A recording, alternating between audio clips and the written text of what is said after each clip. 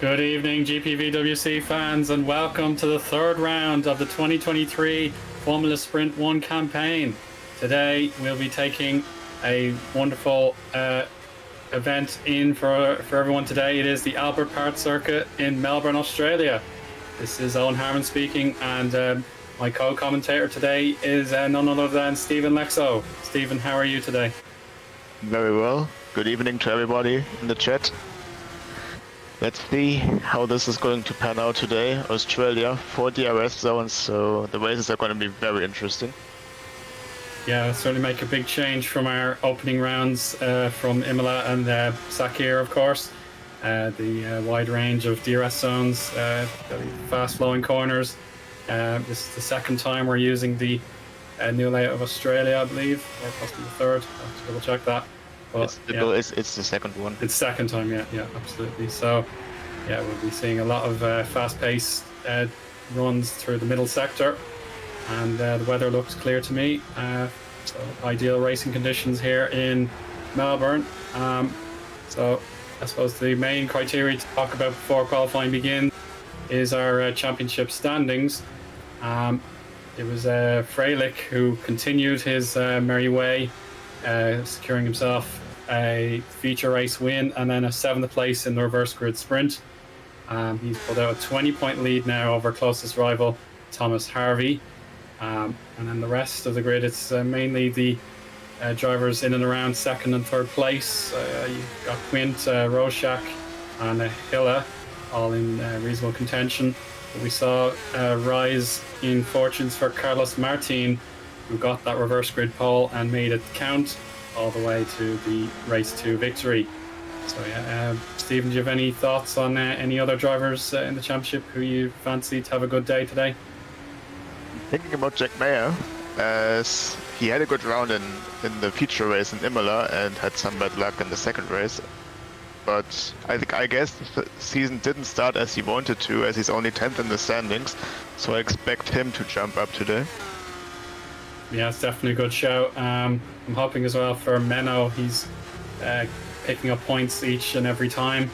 We competed, but a chance for Malta Force, that'll be a huge opportunity for them, considering that they have a good car underneath them, strong heritage as well. And then, of course, the Alex Lahu has been pretty much the grabber of our attention in the broadcast. Stephen, you probably would know his extreme run of bad luck, as we just see one of the spark cars into the wall in the background there, just as practice will convert into qualifying very soon. And then there is a case of a grid penalty. Wopke Hoekstra got penalised by the stewards at the end of Bahrain race 2, so we won't be seeing him at the top of the leaderboards after qualifying, and we could possibly qualify well, but that'll all be for naught with the grid drop. And then we'll see plenty of other drivers hoping to get their season underway. Several drivers competing in either race 1 or race 2 at Imola or Bahrain and yet to get on the board. So they'll be keen to make their opportunities count today. Going back on Alex Lahu, he wrote to me yesterday, and it seems like his practice wasn't going to plan. So he seemed a little frustrated.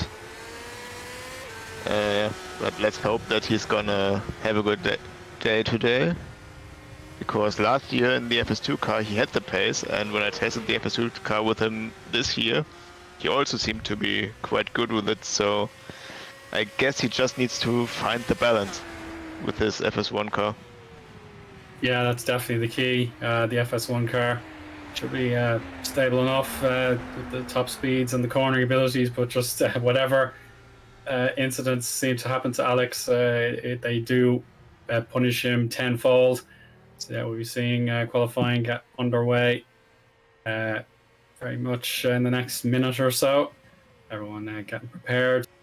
There's 29 cars on the main server, so there is one absentee that hopefully isn't too far away. Yeah, practice in the reasonable sunshine here. Track temperature 39 degrees Celsius with the ambient of 18 degrees. So that will give the drivers all the grip they need to get through the fabulous Albert Park street circuit. And yeah, as I said, I got a little bit carried away. One of my statements last week was just basically saying the driver with the fastest pace is bound to get the pole position, and I suppose that was Captain Obvious territory. So yeah, I suppose with qualifying now, we should get the drivers queuing up at the red light, and we'll see how everyone copes with the demands of Albert Park. Yeah, just as you were talking about Carlos Martin, who had a brilliant sprint race last time out, he was fastest in practice on the 124.8, closely followed by Alex Lehoux, the only two drivers in the 24s. Maybe he can continue on his glory from the sprint race in Bahrain. Yeah, definitely Martin has that incredible short lap pace. He's able to pull out those lap times out of the hat, and qualifying now underway. Yeah, we'll be certainly waiting to see if the Netrex Spaniard can achieve another very strong performance in qualifying to make sure his opportunities count. So we'll now see Lehoux on circuit, seeing how his outlap goes. Yeah, so he'll have all the motivation in the world now. I know you said to me, Stephen, his practice seemed to cause him concern, but when race day comes, I think that's when the fear can hopefully whittle away, and the best performances can be extracted out of the car and the driver themselves. So here we go, the famous run down to the turn 1-2 chicane. Let's see if he can get the braking nailed on. Turn in looks good, but the turn out, too much understeer getting onto the Astro, but thankfully he caught the slide, and we'll get down to the sector 1 timing line just after turn 5 it should be, and we'll see what his opening range is. Just got to mind those track limits and that very dangerous sausage curb there just after turn 4. So we'll see what his time will be. 30.45 in sector 1. Obviously purple, most people are going to be they'll be getting their personal bests out of the way first, just so they can get the banker lap in. So we'll see how things go. The completely converted sector 2, no more chicane there. We'll see now 20.1 sector 2, and now the repaved turn 13. Just got to be careful on corner exit in particular, the right angle and the gravel trap on the outside. Yeah, the wobble on the curb as well. And now the final pair of corners to go. Can he keep it composed? Yeah, looks good. One more turn. Yeah, that looks a-okay. So he gets the rundown. Is it going to be another 123, 24 range? It is just about 124.9 there, Stephen. Yeah, that's about where he was in pre-practice, but I've seen some purple sectors from other guys. So let's see. Jack Mayer could be inbound to beat that time, as he goes into first on a 24.9 as well. Mike Quint now into the 24.8. Very close at the top 3 drivers within the 10th. Now the top there's 4. Carlos Martin there, just 2 thousandths behind Quint. Very consistent lap time. He didn't get any purples, but the greens all the way, and Lucchini too deep into the gravel trap there. That lap will have to be scrapped, or else he'll just cross the line at the first time of asking, just to see what he can possibly do. Solid job there from Altaforce and Mike Quint. We've seen Mike pretty much challenging for the honours in every race, but the podium he got at Imola race 2, that's his only real show for the trophy cabinet, and this is a great chance for him to put his name onto pole position. Freilich has the distinction of getting the 2 pole positions. Well, he had 1 pole position, and he was challenged very well by Hilla and Harvey in the last round. So if he can go for another pole position, that would be well up his targets. So we'll see any more efforts here for Quint. Going as much onto the AstroTurf as he dares. And he does get an improvement. So yeah, 124.82 that time. Yeah, the tires seem to be good for 2 flying laps, as he did that right after the first one. Let's see how Marino is gonna improve. As he stays in 19th. Yes, he did. Okay, you can clearly see the top 4 have a big advantage actually over the rest of the field. 3/10 between P4 and P5, but Menoclon being up there, very strong from him until now. Yeah, definitely. Yeah, that is a crucial advantage to have. We know how competitive these qualifying sessions are in GPVWC. It took a lot for Harvey to get that pole position by such a margin in Bahrain, just so my memory hasn't failed me yet. So yeah, we'll see Freilich, who's going to get a first real representative time, hopefully secure on this lap. Getting on board now with the TOP esports driver and the championship leader. See how he gets on. One of the most trepidatious corners in motorsports there. If you get it all wrong, you'd be straight into that gravel trap and nowhere else to go, unfortunately. Yeah, Freilich looking competitive here. Yeah, purple sector 1. Oh, too much of the grass there out of turn 13. Can he get it sorted now for the final corners? His target 124.82, but now he's abandoned the lap again there, Stephen. Yeah, maybe he has got a cut somewhere, because it's quite dangerous to drive without a banker for so long. When you get it wrong on the final one, you have absolutely no time on the board, which is quite risky. So I expect that he maybe didn't have enough fuel, or he did cut the track. Yeah, only he knows, and his teammates will know exactly what's going on there. But we'll check out Lucchini to see what he can do for Alpha Delta. Currently on the second to last row on the grid, but this looks like a solid time. There he goes, 12th place. So yeah, that's his first proper representative time. And Jack Mayer has got the TOP working so far with the 3rd place, purple sector 1, but down a little bit on his personal best in sector 2. The threat of hitting the gravel, he's got to be careful. Yeah, good turn in and a little wiggle. That's okay. Nothing like what Freilich was subjected to on his lap. So yeah, he needs to find another 10th and a bit to get through the final corner. Good run down, and then the dash to the line.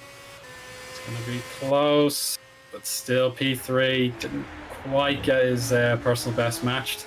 Here's Menno Klont. As I mentioned in the build-up, he wants to get some solid results to match his teammate, and improvement here would go a long way to getting that confidence.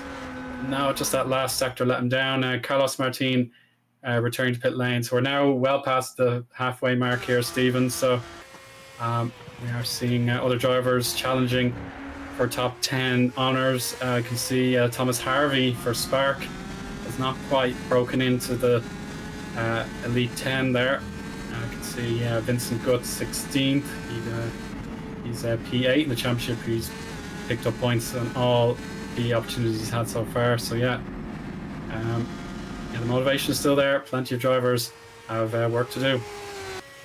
Yeah, you could see it on Menoclon's lap just right now. He was quite slidey in the final corner, lost all his gains there. Mike Quinn also in turn 6, very much on the limit and probably over the limit. As we can see, Vincent Guts on quite a good improvement. He's had a way better season so far than last year, and I guess he would like to continue on that trend. Let's see, through the final corner, look nice. Run to the line, and he goes up to 14th. Lost some time in the final sector, and now we finally have the second top esports car with the timed lap. Should be quite close to the top. Yeah, Sector 1 wasn't quite what he would have been aiming for, but P6 is a solid time just to get the cobwebs out of the way. He's just behind Loic Meunier for TCS off there. He had been absent from round 1 on the Bahrain round. It was the case where he was a contender for race 2 victory, but a collision sent him barreling to the gravel trap, and he could only recover to P8. So yeah, I'd love to see a bit more of Meunier and everything's capable of. And then here's Amari Watson, another driver that has earned plenty of plaudits without getting the trophies to back it up. He has a purple Sector 1, and Netrex, certainly the team just outside the real tip of the class, because of Martin just getting that great result in Bahrain race 2. Otherwise, he had no points to show in Bahrain, so that's keeping them sort of just beneath that cut-off for the top 3. But again, Malta Force will be battling them hard. So into Sector 2, this is very strong now for Watson at 20.001. A little bit off the ideal. That Mike Quint, I can also see, is lighting up the timing boards. So we'll see Watson, if he can lock this lap in, it should be very, very competitive, and that will give him another shot at more top 5 honours or better. Yeah, one thing we can see that is that Mike Quint's final sector on his flying lap was very, very fast. Nobody got anywhere near that so far, not even himself, while Carlos Martin is struggling without a rear wing there. Oh no, oh goodness gracious. Yeah, he must have caused himself a real moment of madness there, losing all of his downforce peripheries there. Let's move on now to Craig Patterson for Friesland, who unfortunately abandons the lap. Time fast running out on everyone here, so they'll have about 30 seconds. Oh, Alex Lahu! Oh gosh, that must be what happened to Martin. A very similar outcome there, losing all of his wings. But Jack Mayer cares not about that. He carries on into the final sector, a little bit down both sectors, and realizes it. So he abandons the lap, knowing it's his last chance coming in the next 30 seconds. You want to get your out lap prepared very soon, Stephen. Yeah, didn't have any personal bests in the first 2 sectors, and yeah, the crash from Alex Lahu just summarizes his season so far. While Mano Clont now is still twitchy through the final corner, but way better than last time.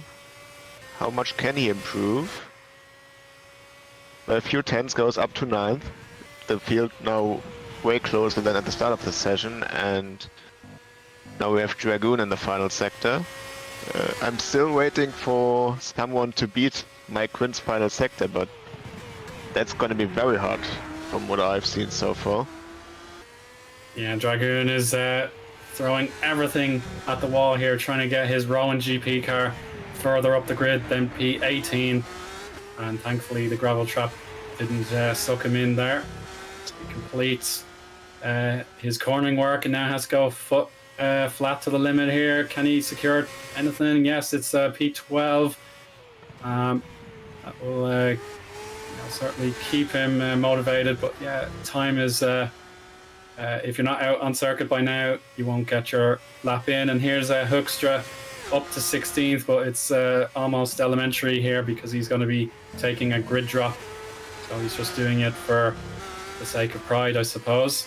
But now the showman Carlos Martin wants to get another win into the column to give the TOP guys a bit of a fright, and that's an amazing drift there, Stephen. Thank goodness he caught it. Yeah, and I think as soon as he got to that drift, he realized that he lost too much time, and I think he's gonna abandon this lap to get another one in, but he doesn't have that much time to do it. As we can see, Harvey with 2 very strong sectors, less than a tenth away from P1 now. So with a good final sector, this could bring him up the order. Yeah, and for the sake of the championship, he really does need to improve.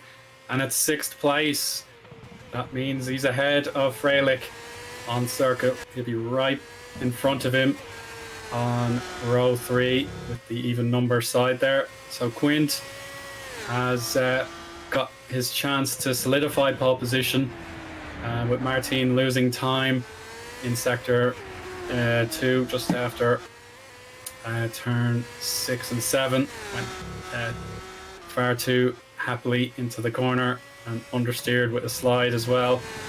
And it's purple for Quint so far. There's the checkered flag to indicate the clock has hit 0. Quint, yeah, it's mostly the run down to 11 and 12. That's the test the drivers are going to be aware of for this part of the circuit. And, hang on here, beautiful turn in. Keeps the car stable and smoothly after the curb on the AstroTurf. Now for the final 4 corners to go.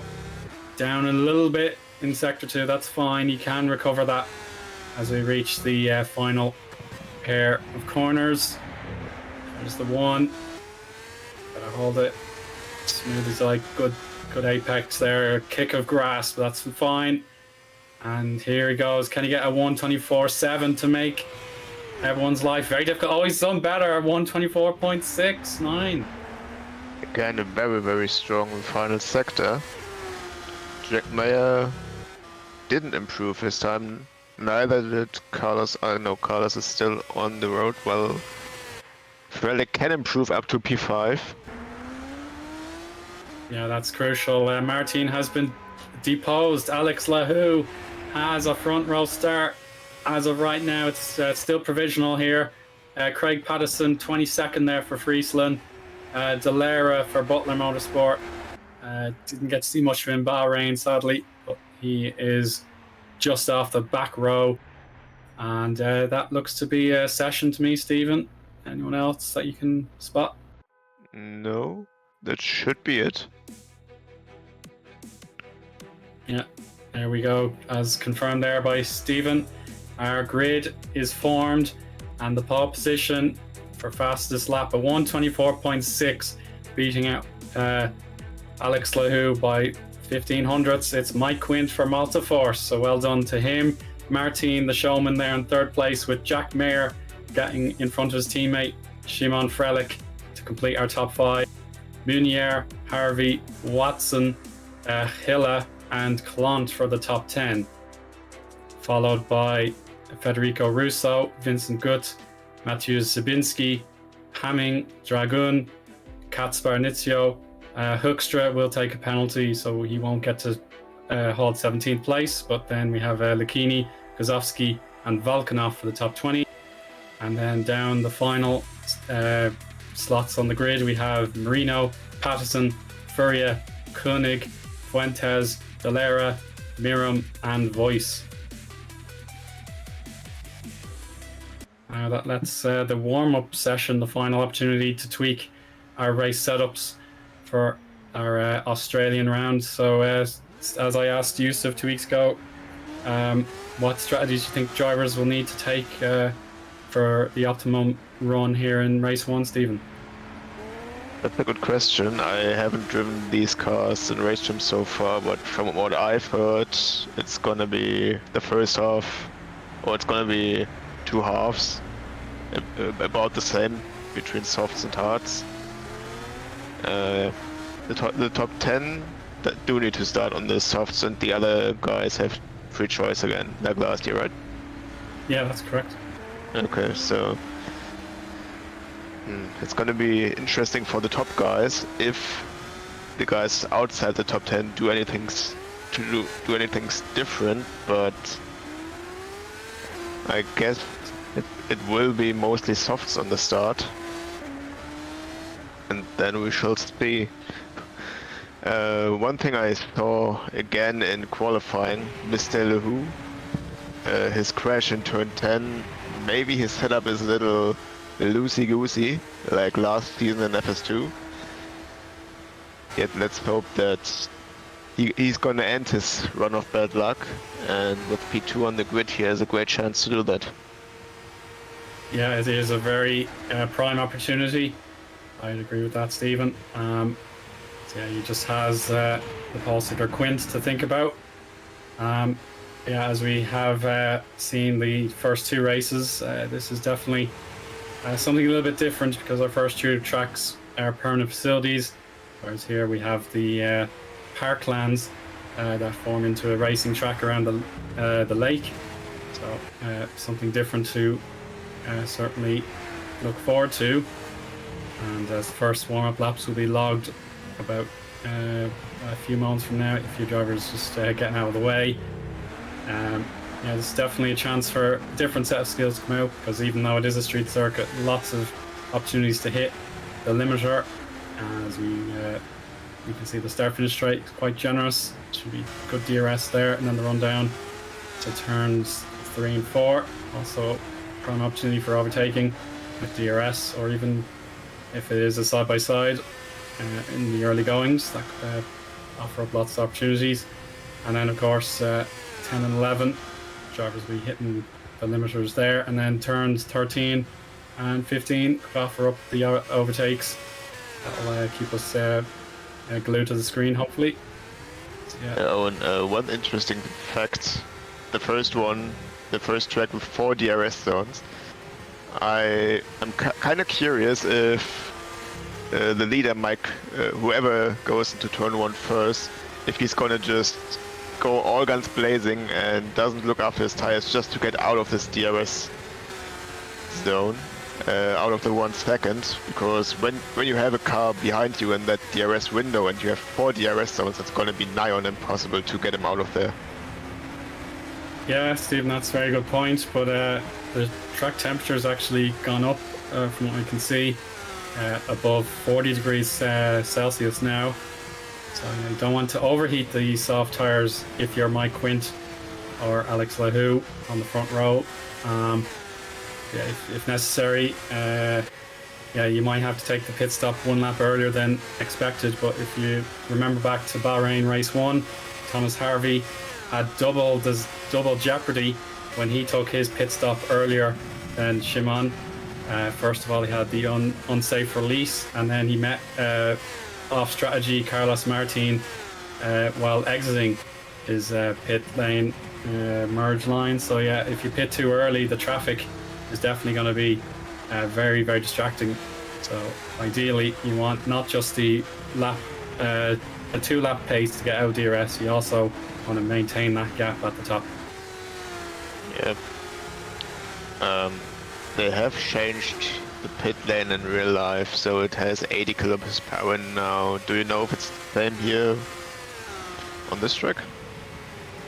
I don't have the solid number to say or deny it, so yeah, hopefully it is 80 kilometers per hour. That would keep things reasonably good for the drivers. Yeah, warm up about halfway complete now. Loic Meunier setting the best lap, 126.4. So these are definitely representative race fuel loads and the tire compound choice. And he has a gap over Martin of nearly a tenth, and then a long way back is Watson and Luca Furlia. So, yeah, Meunier definitely one to watch. He knows a chance to make gains for his team in the championship. TCS off, another one of those teams that really want to get great results to back up their potential.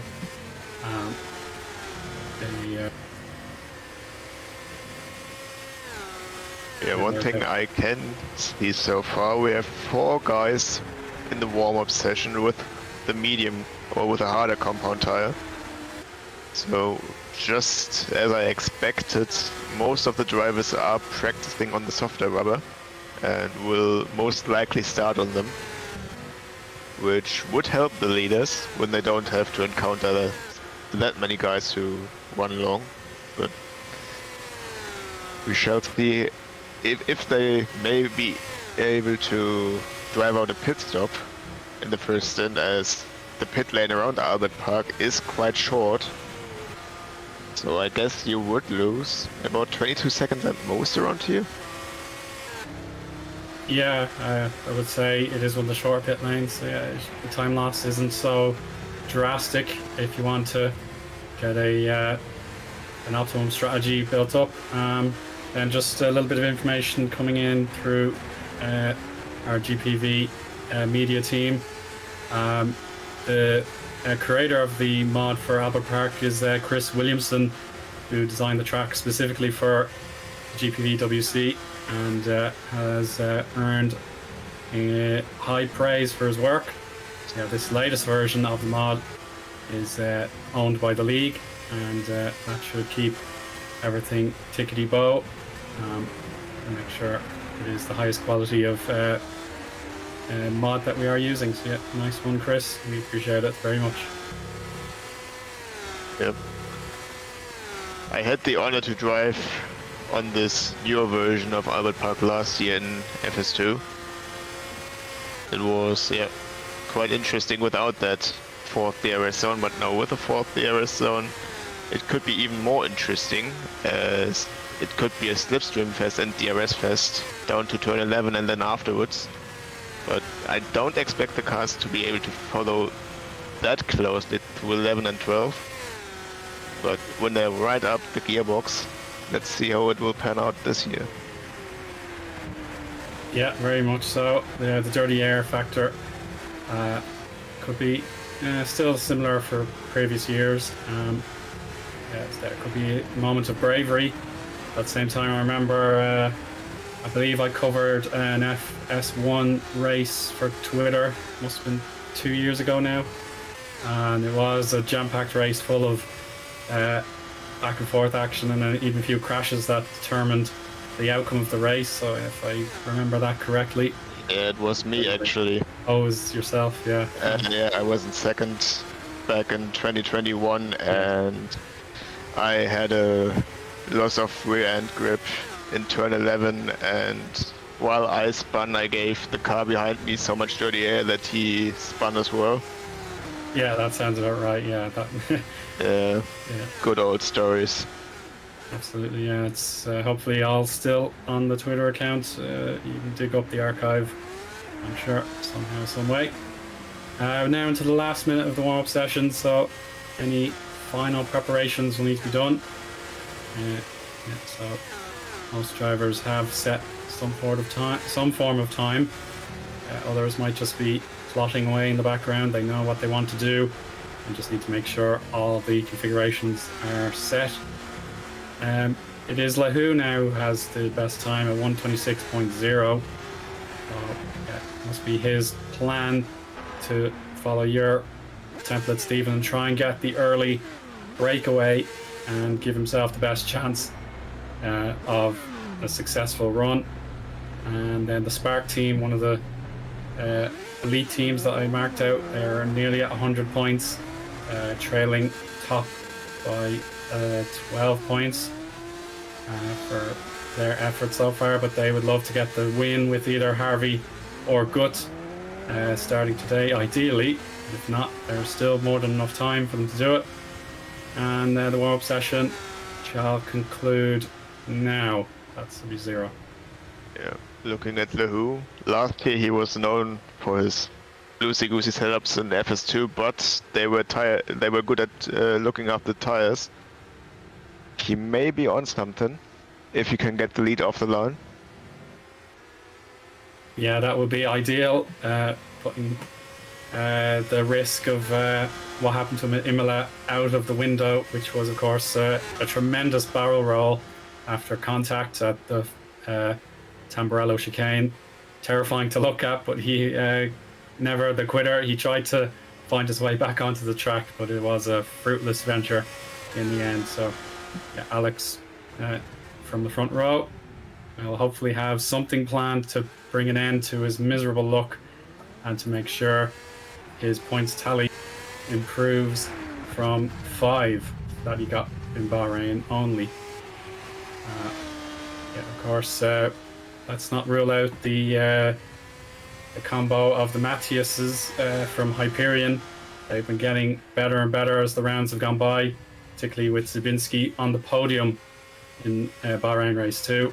So yeah, the Hyperion guys, solid enough in qualifying. They'll hope for even better come the race.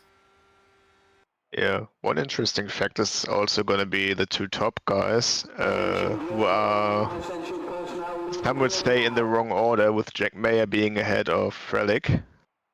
Let's see how that will pan out, if they are going to work together to push their way up front, or if they even have the pace to go up front. Yeah, that's all to be discovered in the race. Yeah, but the 2 teammates, there's definitely a good rapport between the 2 of them. They did try, as they might, to break through the grid when they were demoted for the reverse grid.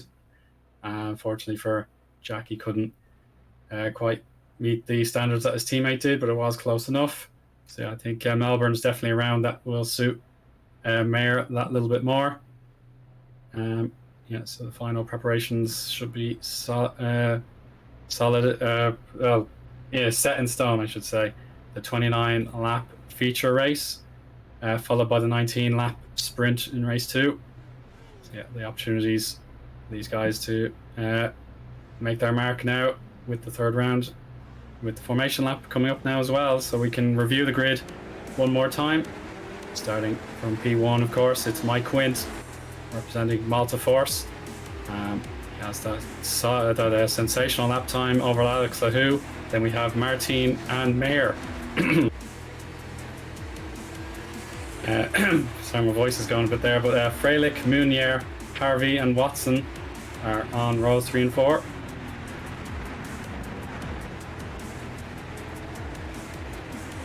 Hilla, Klunt, Russo, and then Gut, 9th to 12th.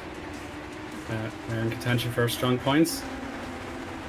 Then the drivers who will be hoping to improve and avoid the risk of being demoted, it's Zabinski, Hamming, Dragun, and Nizio, the 2 Rowan guys side by side there. Then we have the drivers in need of a boost for the points. It's Lucchini, Guzovsky, Volkanov, and Marino.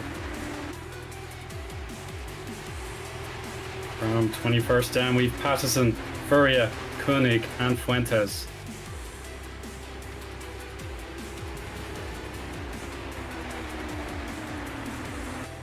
Followed up by Butler's Emanuele Dellera. Then we have Perseus Miram, Patrick Roshak, and Kevin Boyce, 25th to 28th. And then penalised after an incident in Bahrain, it's Wopke Hoekstra for HGP. So any last thoughts, Stephen, before we get underway? Not really. Most of the guys on softs, I can see 7 guys on the hard compound tires, including Wopke Hoekstra, who had the penalty. So he's gonna do the opposite of most guys to improve his position. But it's gonna be very hard for him to get in the points.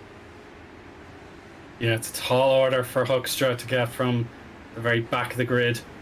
It'll be nearly to the grid slots will be nearly towards the final corner with this amount of cars, but yeah, there we are. Here's Hoekstra getting himself prepared, but the hard tires are the ideal way for him just to stay on the circuit, keep his head down, and get some opportunities to improve his positions as the race goes on. But now everyone is in position, and we should get the countdown with the red lights in just a moment. And here we go. 1 light, 2, and all the way up to 5. Let's get racing.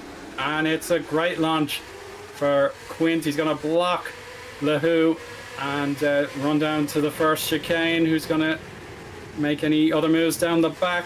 You see Mayer and Martin getting close, and hopefully no incidents in the background. All looks okay. Quint and Lahu hang on to the first row.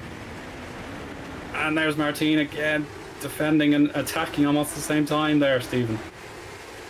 Yeah, very clean start so far. The drivers in front stayed about where they are. And unfortunately for Lahu, he doesn't get the launch, while in the background somebody went straight into turn 5. As we now have the slipstream fest down to 11 and 12, but the only guys who are going to attack are going to be in the position to attack are the two top guys, which shouldn't do anything. Yeah, I think Katspar Nizio was possibly out of the race with that background incident. Here's the battle now, and Meunier and yeah, that's oh, the side by side here. Mayer's now trying to get the job done for third place. Martin is going to try and outbreak him, but too much too soon there. Mayer has the move done. That was Meunier and Harvey in the background there. You can see the TCS off and the Spark Racing, similar enough colour schemes if you're not paying the ultimate attention. But Quint is flying. A great lap time for him, half a second better off than Lahou. And Mayer has work to do now that he possesses third position. And Mayer now really needs to go up front, while we have Meunier on the inside of Frelick, now on the outside, so he shouldn't be in position to get there into 5 and 6. But yeah, the top two guys are out of the DRS from the rest of the field so far. Now it's on Mayer to close that gap once again to keep the DRS train going. Yeah, Mayer has that responsibility to try and keep things competitive on board with Thomas Harvey, getting as close as he wishes to Meunier.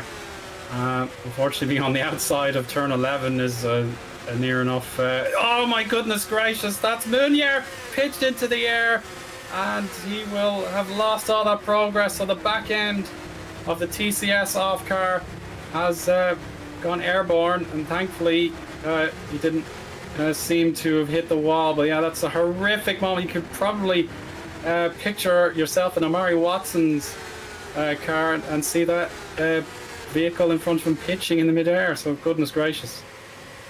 These anti-cuts really do their job. As Alex Lahou now sets the fastest lap, which was beaten by Jack Mayer by quite a bit, actually.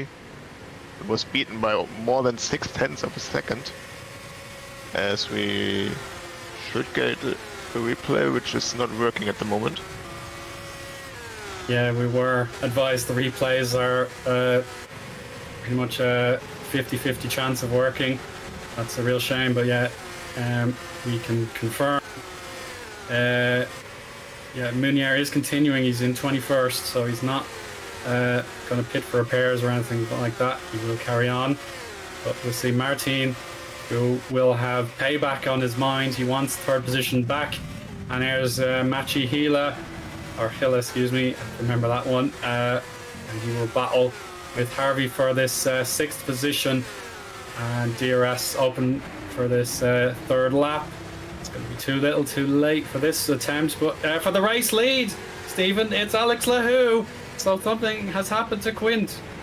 Yeah, I think Quint is looking after his tires. Alex Lahou and Quint were 0.6 slower than Jack Mayer on the last lap, who got into the DRS. Now the top 4 are in that train. But now Lahou is at the front of this train. And with 4 DRS zones, it's going to be very hard for him to defend. Yeah, and this race just evolves every time.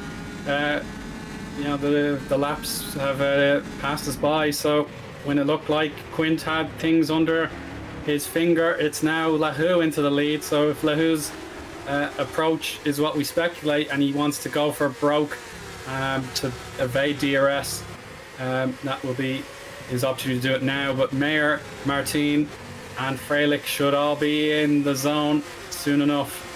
So yeah, that was a good observation, Stephen, to see the slowdown for Quint and Lahou. This is now the opportunity for the TCS off driver to get his season off with a fantastic result. But I daren't speak anymore for fear of cursing you, because even the last corner, the last lap is not enough, as we know from Bahrain. Yeah, Lahou seemed to be very close at the exit of 11 and 12 the lap ago, because Mike Quint wasn't able to get that much closer on the 4th DRS zone. But now On the next lap he will have 40 stones once again. And one single mistake from Lehu could drop him down into P5 already. Or even down to P6. No, P5, that's the top 5 there. Thomas Harvey with a gap in front. Yeah, that is a big divide between the top 5 and below, but you can see on our timing tower the positions gained and lost from qualifying. Fuentes there in 18th has gained 6, so that's a very strong showing. But obviously Munier and his terrifying looking airborne spin has cost him 15 places, but at the gap at the top it's just one position traded really. Lehu to Quint and Mayer to Martin. And now Mike Quinn has been very close out of 6. But going into 11 and 12, I know it's the old 11 and 12, he goes to the outside and may have the speed to slot in, and he does have the speed to slot in, very nice move. And now Lehu, with a dirty air, loses P2 and maybe even P3, has to defend from Martin, who's on the outside now, and he's ahead. So from first to fourth within He's not 20 getting up seconds. though, Stephen. Yeah, still on the inside, and he goes through. Where's Frelick in all of this? Still behind. Frelick has the 20-point lead to think about, and he's ahead of his championship rival also. So Frelick has the obviously the personal desire to get onto the podium, but it's not a risk he needs to take compared to everyone else. Yeah, the last thing I wanted to see was the second TCS off car struggling at turn out of turn 12. Thankfully rescue was enough to keep him going, but he'll be very disappointed to lose the race lead, and it transforms the race yet again. Quint and Mayer have the initiative. Yeah, and Alex Lehu now really has to fight to stay in that DRS or to get back in the DRS. As I see, the gap is at 1.1. So Mayer and Quint could work together now to escape the rest of the field, as Mayer has the DRS, but is not close enough yet to 11 and 12 or the fast left and right chicane. Not close enough for an attack, but a very fast middle sector, so Alex, who didn't have the DRS, only the top 2 guys, as we can see Frank Hemming now going for a move for P11 on the outside. May try the switchback, but he's not got the grip to do it right now. He's on the hard compound tires, so the longer the stint goes, the better his tires should get. Yeah, indeed. Yeah, that'll be very interesting how that develops. Menno Clant, of course, the second multi-force driver, just in the camera shot there in the red and white. He's 10th. Though continues to defend. And indeed, that's Federico Russo for Alpha Delta, who wants to make a change for position. So we'll see now if Russo has got the inside line is open. He's on the softer tires. So Hamming, I think that should be a lesson to him. He can't be too risky, but he does prove me wrong there, and he does absolutely push his way to a position defense there, even though he's on the medium tire. Yeah, you could see half a lap ago he was attacking, now he's defending in that train. It's quite a balancing act, while the top 2 continue on to extend that gap, with Mayer closely behind Mike Quint. Maybe not even wanting to attack Mike Quint right now, as long as he has the pace, so they don't lose time, as Russo is going for the move again, now down the inside into the final sector, but there goes the switchback for Frank Hemming, and he's ahead again. Yeah, his grip under low to medium speed looks very strong, but obviously that oversteer needs to be counteracted. Hopefully he doesn't overdo it anymore, because he's inviting pressure from Dragun and Guzovsky, and these are the final 4 positions in the points. So Russo knows for Alpha Delta the guys really need some more points to keep them feeling confident. Alpha Delta 12 points for their efforts so far this season.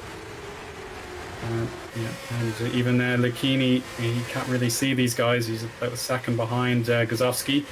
So any more messing between that group of drivers, and there may be some other very happy people. And Martin has come back on Lahu, and before turn in he has third place. So great speed demonstrated once again by the Spaniard. Yeah, and now he has to take that momentum to maybe try and get back in the DRS of the top two, while Russo is going around the outside of this fast left-right chicane. Beautifully done by both of them to leave each other the space. And now he's got the DRS on the next straight, and he should be through now. As you can see, Simon Frelick right behind. Wait a sec. Martin has done a mistake in the final sector. He's behind Alex Lahu again. Gosh, that is crazy. Just whatever happened to Martin, all that hard work was undone. So yeah, turns 11 and 12 are proving very popular for overtakes for certain drivers. Where the opportunity strikes, yeah, they may as well go for it. There seems to be either pit stops or retirements. Fuentes is out of the race, and Voice is out of the race. So something happened there, but we have to give Gazowski and Dragun the coverage for the moment. 14th and 15th on the line there for those two. So, yeah, I'm afraid Stephen, something has brought Fuentes and Voice out of race 1 proceedings. Yeah, I saw some guys dropping out before and they came back. So maybe all hope is not lost yet. We shall see, while Mayer is still continuing on to stick behind Mike Quint. The battling behind them is helping them as they will lose time, the group behind, and also wearing out the tires more during the fighting. And Hilla is definitely making a strong case for himself. Obviously this lap may not have been ideal from, but the last lap just as they crossed the line, it was 126.8 for Hilla. Now it's 127.1. So yeah, Hilla is bringing Harvey and company into that top 5 battle that was previously looking very bleak for 6th place down. But yeah, Hilla has taken the initiative and wants to carry on and compete for even greater points. On board shot here with Mayer, who is on equal standings here with Quint. They seem to be inseparable, down to the 10th of a second, back and forth. We'll see as the race hits lap 11 next time around. Martin, is he going to repeat his trick? He must have a very low downforce setup if he can pull off a move like that again on DRS. So beautifully done for Martin. Yeah, and Alex Lahu hitting that anti-cut on the inside nearly cost him again. Frelick is not able to go through there, and now Martin has to use his extra pace to close into the top 2 again, while the group for P6, 7 and 8 is going to close onto those guys. Is he in the DRS so far? No. Hyla in P6 is not in the DRS just yet, but this is going to be a massive train if they are going to close in. While at the front it's most likely going to stay the same. Yeah, Mayer just doesn't have Quint under a state of indecision, because Quint is just doing everything he needs to at the front, and Mayer is just happy to follow along, perhaps to be the pit stops where he can gain the track position on him. So at the minute Mayer just wants to follow along and see what the multiforce driver does. So a little bit of getting tight to the wall there just before the next DRS. So Mayer looking to follow the multiforce driver again, slowing down appropriately for turn 11. Got to watch that sausage curb on the inside of 12. Yeah, you can see Quint has too much pace before that boost can really make a difference.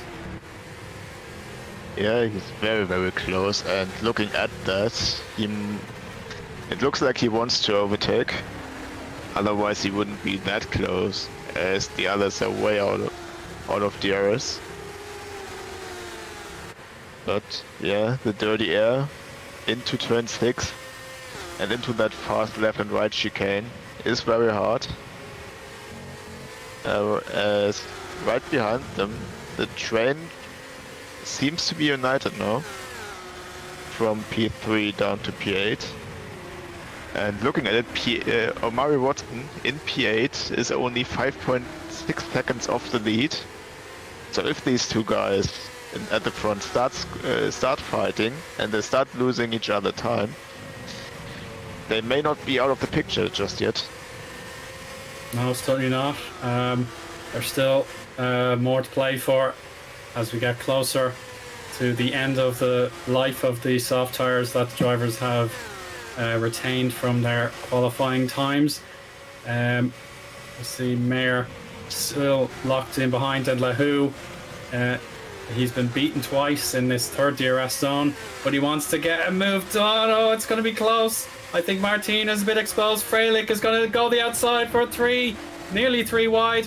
Lahu is going to block Martin's path, and Freilich on the outside of 13 needs to get the turn in just right here. Martin has backed off a little bit, and Hilla has taken as much overspeed as he can, and no more trouble for Martin. And Hilla performs a magnificent pass, and it's all gone horribly topsy-turvy for Martin. He may have put too much pressure on those tires. Yeah, we shall see. All of them have the DRS, so in fact none of them has DRS, if you say it that way. If you see it that way. As they're very close, so I expect a lunge into turn 3, and there it is, going side by side. Into 4, leaving each other the space. Into 5, it's very tricky to go side by side through there, but they manage to do that very well. Now into 6, some of them has to go back, and they do. But this has helped the front guys, as the DRS train should have evaporated, while Mayer is going for the lead now into 11 and 12, or the fast left-right. He's got the overspeed, and now he's got the lead of the Australian Grand Prix. Let's see if he's gonna be able to get away there, as Freilich is attacking Lahu now on the outside. Yeah, and may be able to do the switch back, but he's not got the grip. Oh, he does have the grip. Goes down the inside of Lahu into the third to last corner, down to the penultimate corner. Who's got the DRS now? That's the big question. As Lahu goes into the pits for a set of hard compound tires. Yeah, Lahu must feel time is up on his tires. Pardon the interruption there, Stephen. So it will be very observant to see where Lahu comes back out on the track. So we have an approximate guide on how the other drivers will fare when they re-emerge in traffic. So TOP having a great few minutes here. They're first and third, and Lahu will hopefully have the strategy on the harder compound tires to get to the end. He is coming, 16th place. He's solidly in clean air there. One little fun fact. I won the 2020 Super Cup race around Australia with an undercut, just like Lahu did now. So let's see how strong his pace in the hard compound tire will be. But one thing that's in his way is that there are 4 hard compound drivers right in front of him. So he has to get through them if they are extending. As Jack Mayer is able to stay in the lead for now. Let's see if one of those guys is gonna decide to pit, and both of them are pitting now. Yeah, so this is gonna be interesting. Was there any victory on an alternate strategy? Highlight pitting as well. Yeah, we have Hilla in the pits, and that should be Watson. So, this could be an unsafe early pit stops. No, everything's fine. Police, yeah. Everything's fine. And they resume in the same order. And they shouldn't have clean air, as we can see. Yeah, Wait a second. Mike Quint again on softs? Do I see that right? Or is it changing it? Oh, it's, no, the timing tower says glitch. he's on the mediums. He should be okay now. Just like game glitch. Yeah, 8th and 9th now for Mayer and Quint. Lahu is at 6 seconds back compared to them, but we'll know for sure as they set sector 1 times. Freilich inherits the race lead. Martin and Harvey, the other holdouts, gotta watch out. Speaking of whom, Harvey gives Martin a taste of his own medicine there, but watch out for the counter attack because Harvey is going very strong in sector 2. Martin won't have any of that, I'm sure. He's gotta watch out for the undercut, I suppose. Yeah, Martin just has to calm it down now. Get to the pits when he plans to. Yeah, Harvey did the fastest middle sector of everyone in the race so far. In that middle sector where he did that overtake. So he used the DRS and slipstream to perfection as he now goes into the pits right behind Freilich. And there's somebody very slow in the pit, and I think there's someone out of fuel. Martin may have hurt his front wing or something. I think he's out of or fuel, run out of fuel or something or other. Goodness. Right in front of the pit lane. This really hurts. This is going to be the end of his race. Yeah, and if GPVWC ran safety cars, which they don't, there would definitely be a call for some sort of procedure with the pit lane semi-blocked. But that's a disaster for Martin out of race 1. And now we can see Quint 5th. He's ahead of Freilich. Mayer will have the gross lead before he has the chance to overtake the drivers going on the longer stints. It has all developed here. The distraction of the demise of Martin. He will be absolutely crestfallen because his ability to get reverse grid benefits disappear with that retirement. Yeah, now Jack Mayer needs to get by Guzowski very fast. Ideally on the start-finish straight, to not be in danger from Mike Quint, who's right behind him. As we can see, Thomas Harvey now behind Heiler, who's had a brilliant race so far. Closed down the gap to the second train, and made some very great moves. As Guzowski makes it easy for Mike Quint and pits, makes it easy for Jack Mayer. Yeah, handy enough for the drivers who are poised to be battling for the top spot on the podium.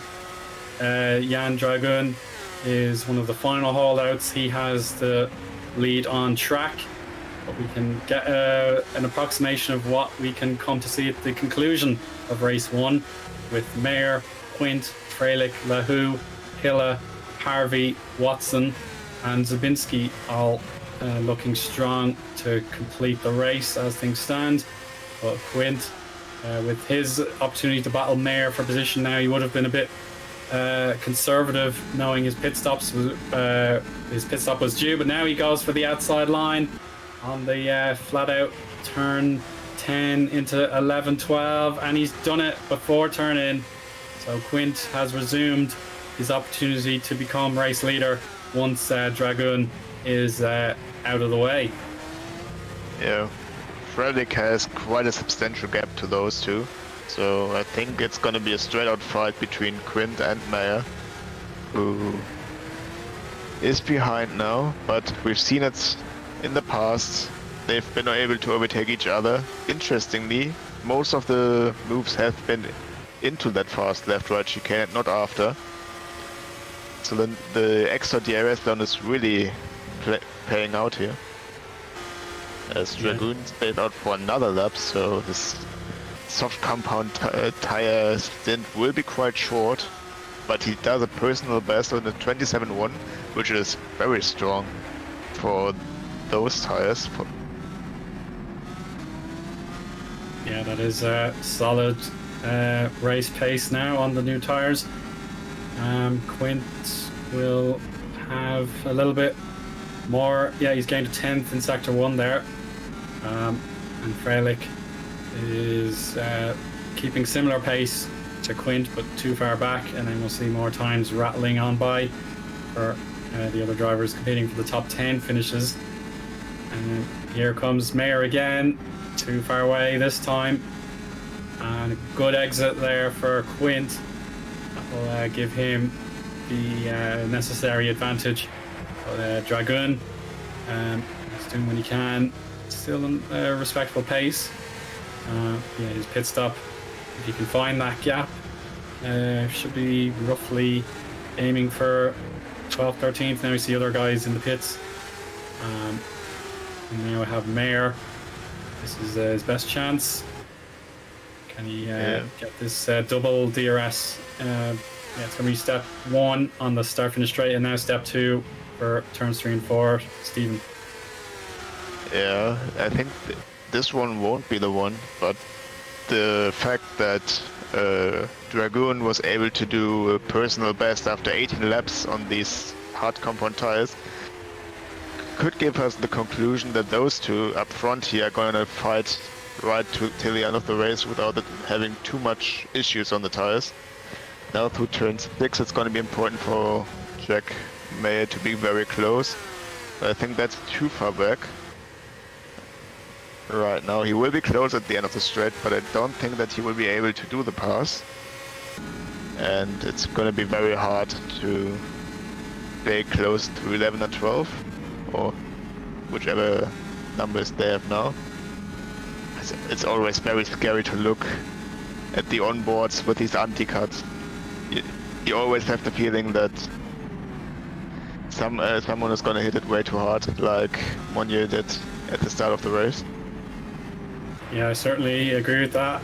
But now we can see what Thomas Harvey has up his sleeve, and he has an overtake completed, and it may have put Lahu into a severe 1-2 blow. And Hilla says thank you very much, and inherits Lahu's position in the top 5. So TCS off after the qualifying pace they exhibited. It's now just trying to get to the end of the race. And Meunier in 14th, so it's not the end of the world. Meunier still has pace, and if he can keep up this form, he could possibly find one more place and get closer to top 10 when we have our reverse grid sprint. But now let's check out Mayer again, looking to see if there's anything Quint has left on the table. A little bit of cut of dust there, and thankfully didn't unsettle Mayer's car. So yeah, almost equally matched in Sector 1. This is Mayer's chance. He can merge to the outside. Quint defends as hard as he can on the inside. But yeah, they'll still be side by side. Oh, Quint used the switcheroo there to get a counter. But yeah, DRS is open for Mayer instead. He was behind on the activation point. Yep. Nicely done by both of them to stay side by side to those two runners. Very fast, very easy to make a slight mistake, which could end both of their races. So very nicely done by both of them. And now it's the same game, just the other way around. Now it's Mike Quint's job to put Jack Mayer under pressure and to stay close to that turn 6. Yeah, they have the knowledge to race each other, either or, depending on who's in front. But yeah, with 9 laps to go, this is the tango that will determine the victory trophy's destination. So a fastest lap there for Dragoon, who has P10 now.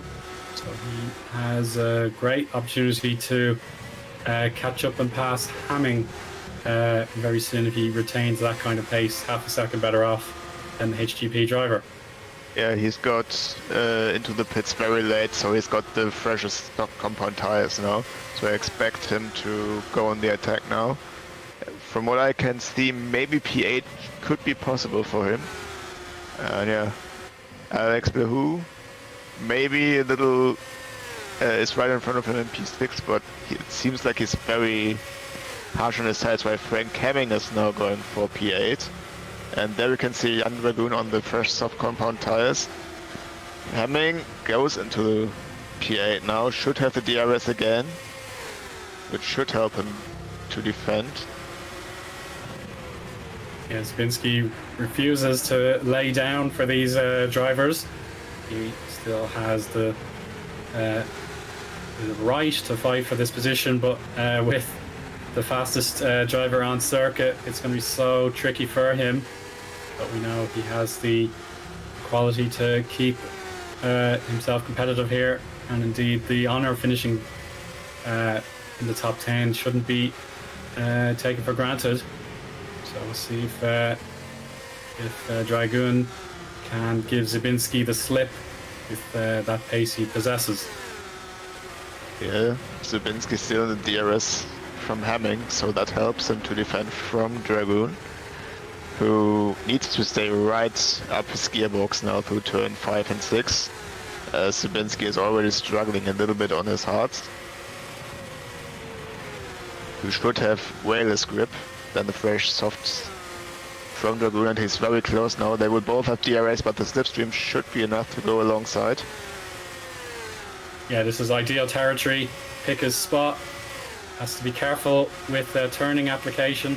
He could even cost himself a few kilometers if he wasn't careful. So yeah, fair play to Zabinski there. That's kept him alert to that pace of Dragoon. So Dragoon's optimum pace is going to run out eventually. Yeah, as we see, the lead battle continues to be Mayer and Quint. So they may have swapped again since I last looked. Should be the same, but yeah, last time around in front of the fast left-right chicane, Zabinski had the DRS from Hamming, which he doesn't have now. So now Dragoon should have a better chance. Maybe not into turn 1, but maybe into turn 3. Yeah, Zabinski runs right. He's very close now. Let's see, he has to go to the outside, which turns to the inside into turn 4. So he needs to keep it around the outside now, which he does, and Zabinski slides Dragoon as well, but that's the position from him right now. And now he needs a really nice turn 6 to keep Zabinski at bay, but it's looking good so far.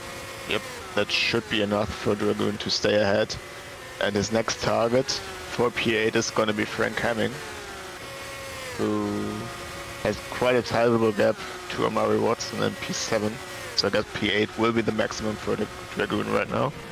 As we can see, his teammate fighting for P13, Zabinski's teammate. Yeah, this is Guzovsky versus Lucchini, and the second Alpha Delta of Russo. So Russo's having a very respectable first race.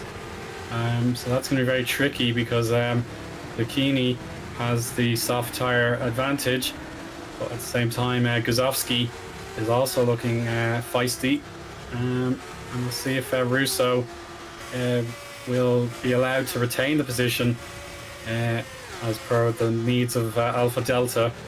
So yeah, it seems like Russo is doing what he needs to do. Gotta avoid kicking up any more dust than that. We'll follow with the race leaders for this conclusion. Quint has actually gained a solid amount of time in Sector 1 compared to Mayer, getting that gap to beneath 0.3 of a second now. That DRS really proving to be a fantastic aid. And Quint a little bit on the grass with his front left, that's fine. Again, he's going to get a huge boost, but it's still not enough, Stephen. Yeah, it's very hard to stick right at the gearbox of the car in that fast chicane, and it's proven again. So his main opportunity could be out of turn 6 again, like most of the fights for the lead. He needs to stay right within the gearbox now, and most importantly through turn 6. Well, I think I saw some fighting in the back. Yep, here we are. Heiler goes up into P4, dethrones Thomas Harvey. And right behind them, Omari Watson, I can see, has close up to Lehu. So this battle right behind them is not over as well. The only guy who's pretty alone right now is Relic in P3, but he is catching the top 2 guys, but I don't think that it's going to be enough. Yeah, at the moment, yeah, it's not going to be enough, but Maciej Hila will be certainly a fantastic friend, an asset to Freilich, his fellow countryman there, getting an extra set of points off Thomas Harvey. So yeah, that'll be much appreciated there from the TOP driver. But Thomas Harvey got the position back on the run to the fast chicane. Now Highlight tries to go back, is on the inside and pushes Harvey out wide into the gravel. Yeah, Hilla wants everything out of this race that he can muster. I can see the playback on my screen. You can just see Hilla had the position. He just defended it as fairly as he could, but for Harvey, he just had nowhere else to go. With 4 to go at this stage, Quint is really gaining on Mayer again. Yeah, and from chat I have the information that Alex Lehu seems to have a penalty. I'd most likely guess that it would be for cutting the track. So his miserable season continues on as he's now into P13, right in front of his teammate.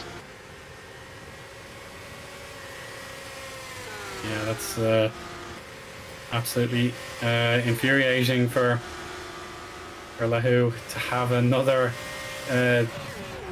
blot in the copybook, I suppose, losing positions now with that penalty, if indeed that is confirmed. So yeah, Quint, he's certainly stronger in Sector 2 compared to Mayer. It's not enough, as we are getting closer and closer to the checkered flag. It is such an intense rundown.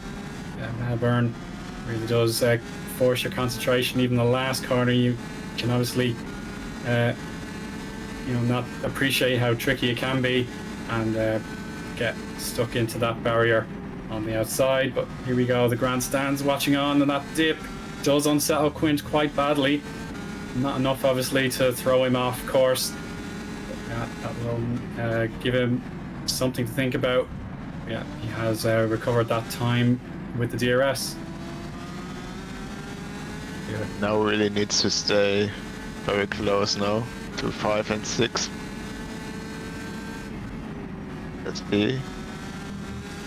Oh, reasonably close. 5/10. He will be able to close down, but I don't think he will be able to pass.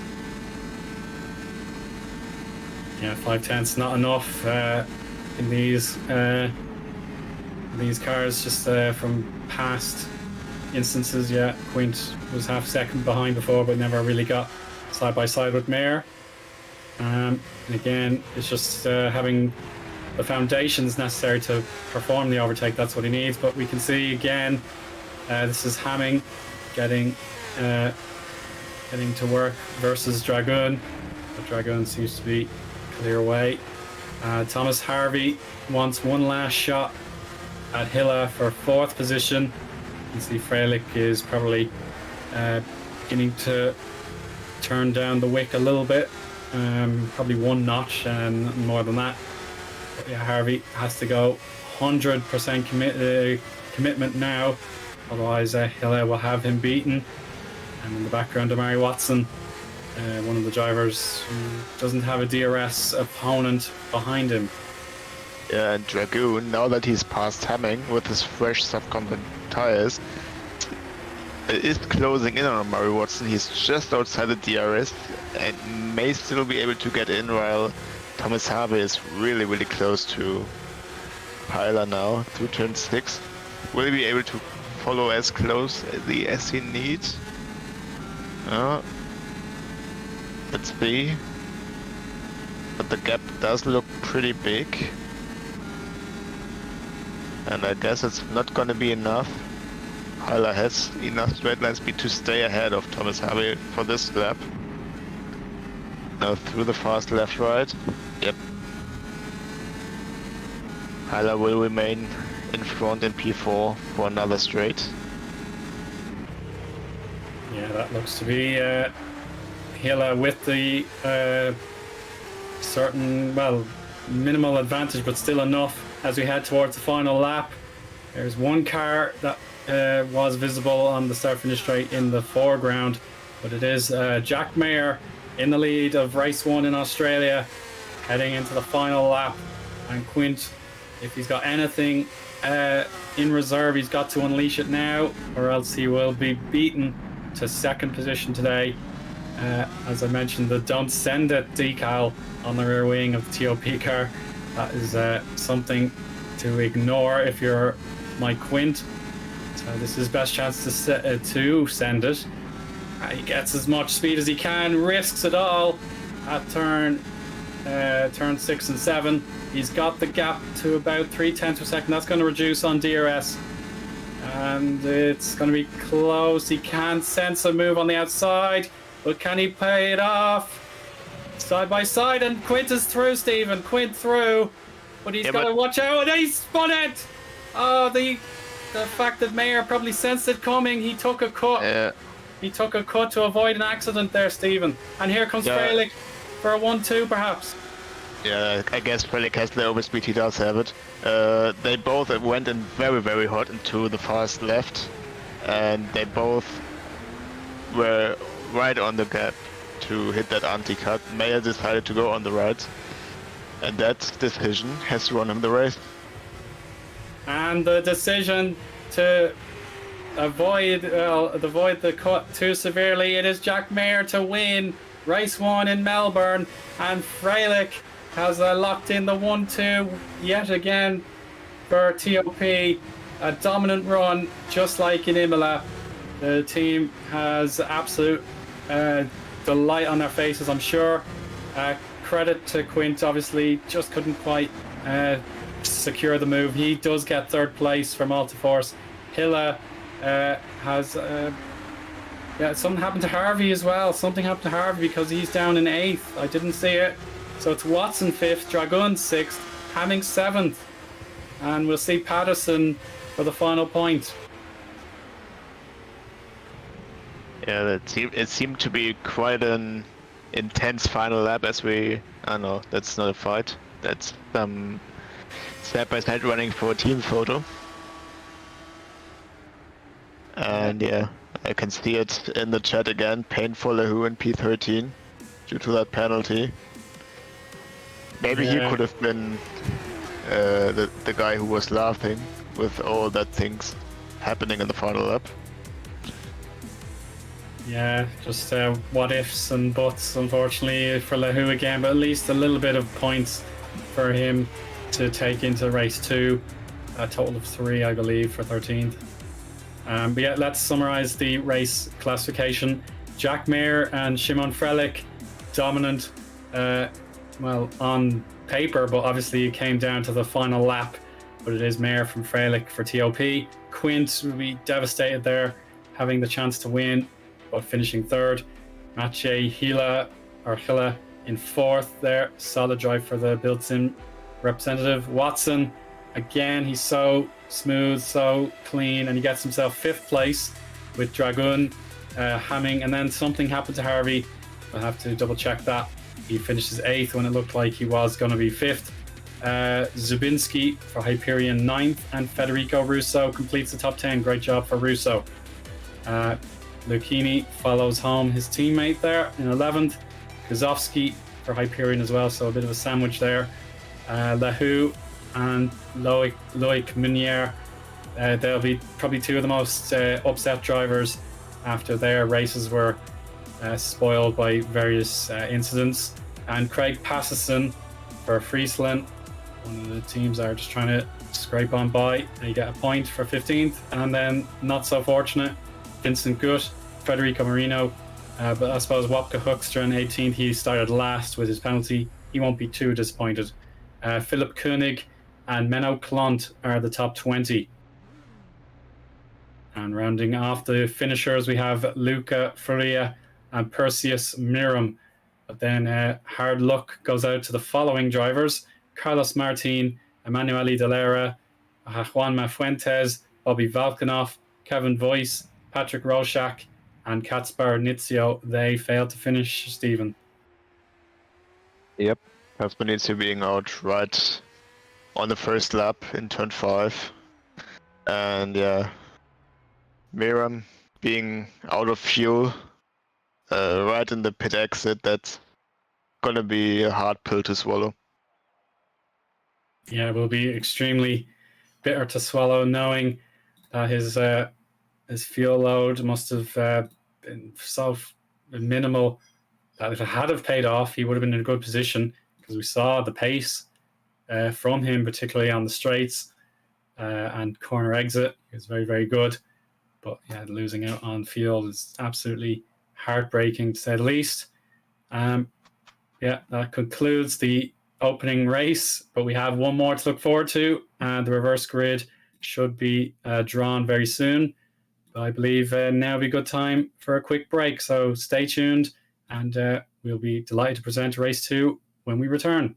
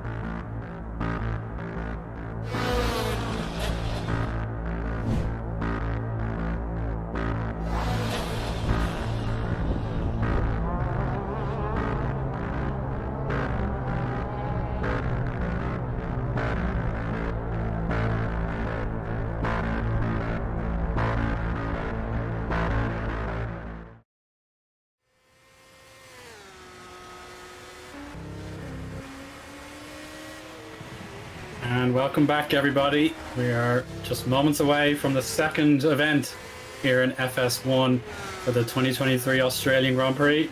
Just a refresher for the commentary team. It's myself, Eoin Harmon. I am joined by Stephen Lexo. Indeed, our broadcast director, Tom Stevens, has been keeping us glued to the screens here with the Camerawork, so we thank Tom for all that. So, Stephen, have you had a chance to reflect on what we witnessed in the first race? Yes, very, very interesting. Quite a few overtakes, way more overtakes into that fast left-right chicane as I expected. I expected turn 3 to be more popular for that. But that fourth DRS zone is an interesting one. Oh, it absolutely is. Yeah, it's just it's deceptively tight when you're entering normally, but when it is a chance to go side by side, it does shut down on you very quickly with the acute nature and the fact that you're turning in so soon again to the opposite side. And the warm-up between races 1 and 2 is complete, and our reverse grid draw was also finalised, and pole position has been given to number 8. So that was 8th place finisher Thomas Harvey, who had another who similarly to Quint had a disappointing last lap, but he does have a chance at redemption, and he could be a firm favourite to get his first victory on the board after being so close and yet so far in our first 5 events. So we'll see if this time he is lucky. But yeah, TOP, a dream conclusion for them, Stephen, and they're under very little stress heading into this reverse grid race, because we know Bahrain proved very difficult. Yeah, on this track it might be a different story as you can overtake into 11 and 12 into that fast left chicane. One thing I have to add is a compliment to all the drivers who went there side by side. It's very hard to go there, and they've all done it brilliantly in that first race, so it's going to be quite good for the second race, I think. Absolutely, and yeah, just for my own memory, as much as any new viewers to GPVWC, race 2 doesn't offer the same points to the drivers on the podium. So it is 20 points for a race 2 win, which is the equivalent of a second place in race 1. Second place gets 17 points, third place gets 15. But yeah, those are still absolutely critical points in the season if you are able to get them. So if you look at Carlos Martin, for example, he DNF'd obviously earlier on, so he remains on 27 points, but 20 of those points came from a reverse grid pole victory in race 2. So that can make a huge difference to a driver's season. And the element of the unknown is coming with Jeddah for our 4th round of the championship. So yeah, that's a brand new opportunity for someone to shine.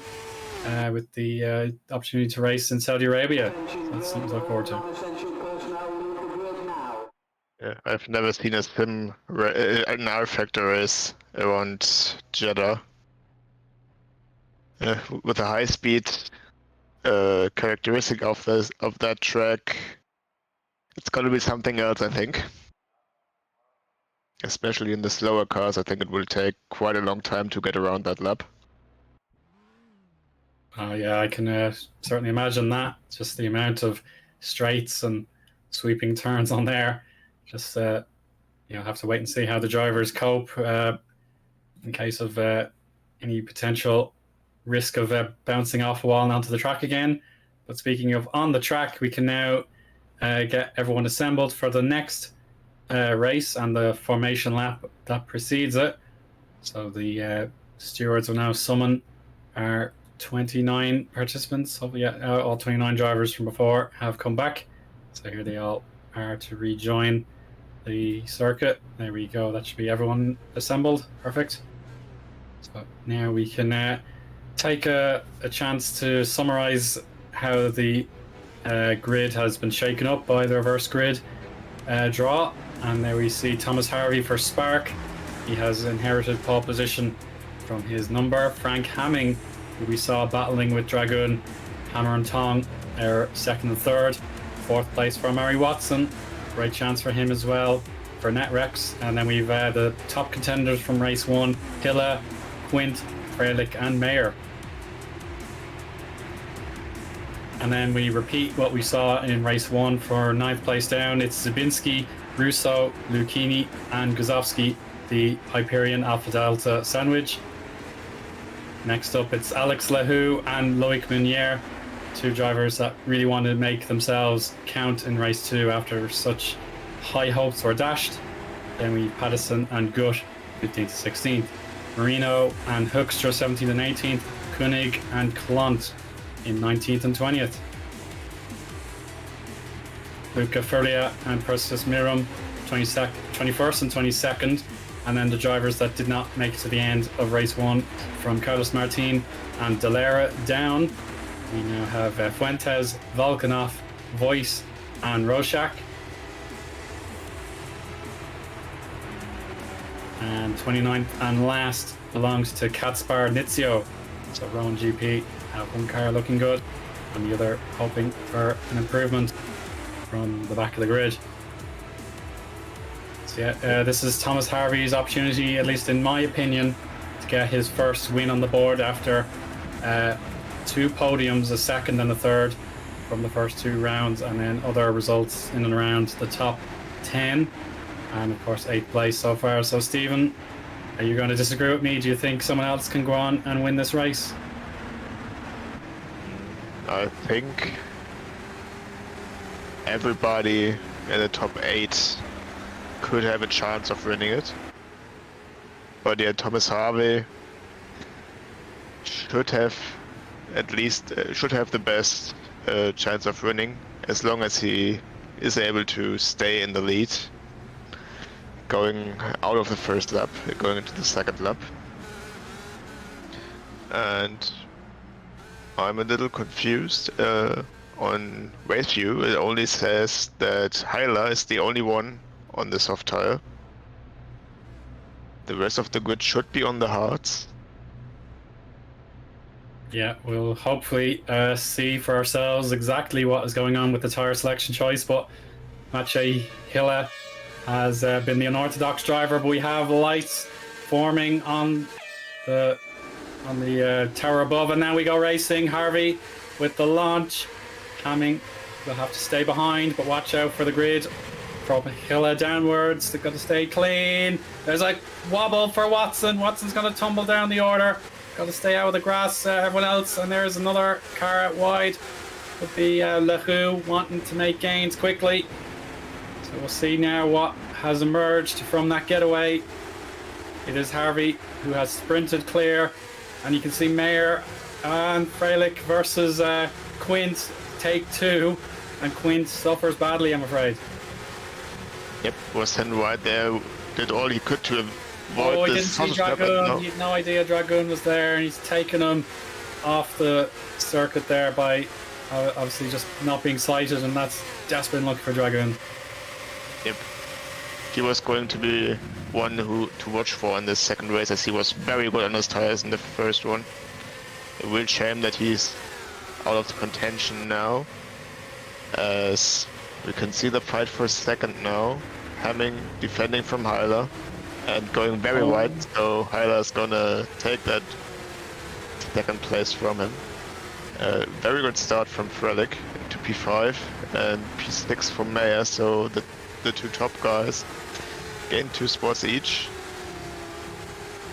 Yeah, it's H cubed to begin lap 1. Harvey from Hilla and then Hamming. Other forms of HHH are well known if you're into wrestling. Let's see how Hilla does on his soft tire choice, putting the pressure on to Harvey. He's now well clear of Hamming, so we'll see if Harvey has the ability to get those harder compound tires working. Could be trouble in sector 1. We'll have to wait and see the fallout there. But TOP will be delighted to be 5th and 6th already, making gains on that opening lap, Stephen. Yep, that gives them a great chance to fight for that victory in race 2, as Hyla maybe fighting for the first position here with Thomas Harvey, and this is going to cost both of them. Brings the rest of the field closer to them now into the fast chicane. Hits the anti-cut slightly, but they're still side by side. Nicely done by both of them. Now down the inside, he should have the better tire for braking, and he's able to get into first. Spot on, Stephen. Killa has his opportunity to go for broke and get away from Harvey. Hamming has consolidated third place now, is looking a bit uncomfortable after that wide on the opening lap. Watson is also in firm view here, just off the podium. Freilich ahead of Mayer, 5th and 6th. So yeah, the order for TOP has changed. And there is a penalty for Emanuele Dalera. Didn't see what it was for. Unfortunately, Munier and Voice out of the race. So they would have retired probably at the lap 1 corners, whatever happened there. Yeah, Hyla is pushing very hard now, I think, to get out of the DRS zone. He's at 9/10 of a second, so he's not quite managed to get out of that second. Now he did the purple first sector. He's pushing on very nicely now. Relic is now behind his teammate. No, he's in front of his teammate, but is attacking on Mario Watson. Yeah, Watson's holding the inside line as necessary. But yeah, the fact that he could lose Hamming for DRS, he's thankfully still in range for his point of view. But yeah, Mayer following along dutifully for now. He doesn't need to force the initiative, and obviously Quint there in 7th. He will want to show Mayer what he is made of. It's going to be very difficult for him as of right now. Yeah, and up front, Hyla could be out of the DRS. I'm waiting for the time to go over the line. Hyla has the fastest lap of the race, and it's 1.6 ahead of Harvey, so he's using his soft compound tires to perfection right now. So Harvey doesn't have the DRS to keep him in that 1 second. And yeah, Frelick now needs to go by Watson, who still has the DRS from Hamming. So I guess Frelick will just be sitting there hoping that Watson doesn't make a mistake and fall out of the DRS. And Mayer right behind him is quite close. So it's going to be interesting if Frelick is not going to be able to pass within the next 5 laps if they do a swap. Yeah, there's really no need for Mayer to attack in this early stage when his teammate still has DRS on Watson. So let's imagine priority for Mayer is just to keep Quint at bay. You can see, as a matter of fact, Quint wants to have the inside line. He's not going to be handed it, that's for sure. But yeah, Quint has the bit between his teeth here, and the opportunity to line up another attack after turns 15 and 16 to conclude the lap. That'll be very much on his mind. Yeah, I think we have Guzovsky dropping out of the race in turn 11 and 12, as Hylas has another fastest lap of the race, and is a whole second faster than the rest of the field. This is almost one-stop territory of pace. Yeah, heavens above, it's absolutely brilliant for Hilla, the fact that he can make his unorthodox strategies work. Like Yousuf would have asked in the interviews the last round if he's going to keep it up, and so far it's paying off magnificently, and he just continues to set these purple sector times back to back to back, and I do expect a one-stopper. I do expect a one-stopper from Hyla. Yes, it as Quint is attacking Jack Mayer once again on the outside into the fast left-right. Deja vu, but yeah, the discretion for Quint this time. He doesn't have to go for broke because it's not the last lap this time around. But eventually there will be a run down to the finish of the race. So yeah, we'll see if Mayer has any other plans to keep Quint behind. because at the moment he's doing absolutely fine. Watson, just ahead of Freilich, will certainly keep Mayer thinking, because he doesn't want to go for a lunge on his teammate. And Killa again at 126.3. It's just barnstorming pace, and he has to do it if he's going to pit to swap the tires and give himself that extra initiative to win the race. And indeed, here's Zabinski, who's keeping Quint honest as well. Yeah, Quint, I think he remembers what happened between himself and Jack Mayer on the opening lap, where he got pushed off a little bit into turn 4. So I think that is still in the back of his head, and also his mistake at the end of race 1, as Heiler continues on to extend this gap, and Frelick seems to have a disconnect over here. Yeah, Frelick drops down the order, so this is really gonna hamper Top Esports, and opens up quite a big chance for Thomas Harvey to regain some of the points we lost in race 1. Yeah, I'd have to do the arithmetic in my head, but yeah, Freilich would have got the 20 points for second. Harvey was down in 8th, so... We have a spinner. Go ahead. Zabinski loses both of his wings out of the final corner.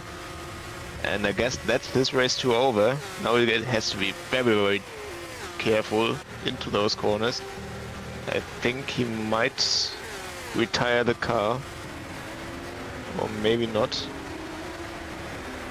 But yeah, very, very unfortunate for him out of the final corner. Dropped it on the acceleration. But yeah, you wanted to say something? Yes, I almost forgot my point there. Yeah, that's awful luck there for Zabinski. Losing out. Yeah, I suppose my point was if Harvey lost about 12 points or so to Freilich, he could get all of them back with interest if he stays in second. Yeah, that's basically Harvey's point of view now. He'll be well aware his championship rival is out of the race. And I suppose the same point holds true for Quint, who entered this round third in the championship. And indeed, the fact that Patrick Roshak in the other build semi have hardly had a chance to talk about him, because it's been all about his teammate, Maciej Killa, who has probably slowed it down now. He doesn't need to set any more burning fastest laps, but certainly need to stay in that 126 range to give him that pit window he needs, Stephen. Yeah, right now it doesn't look like Harvey is going to be able to pull out too much of a gap to secure a top 5 finish, but if we expect a 22-second drop from a pit stop, points should still be in it, as we can see Kasper Nizio having an incident, and Patrick Wojak is also losing positions. So it's really, really, yeah,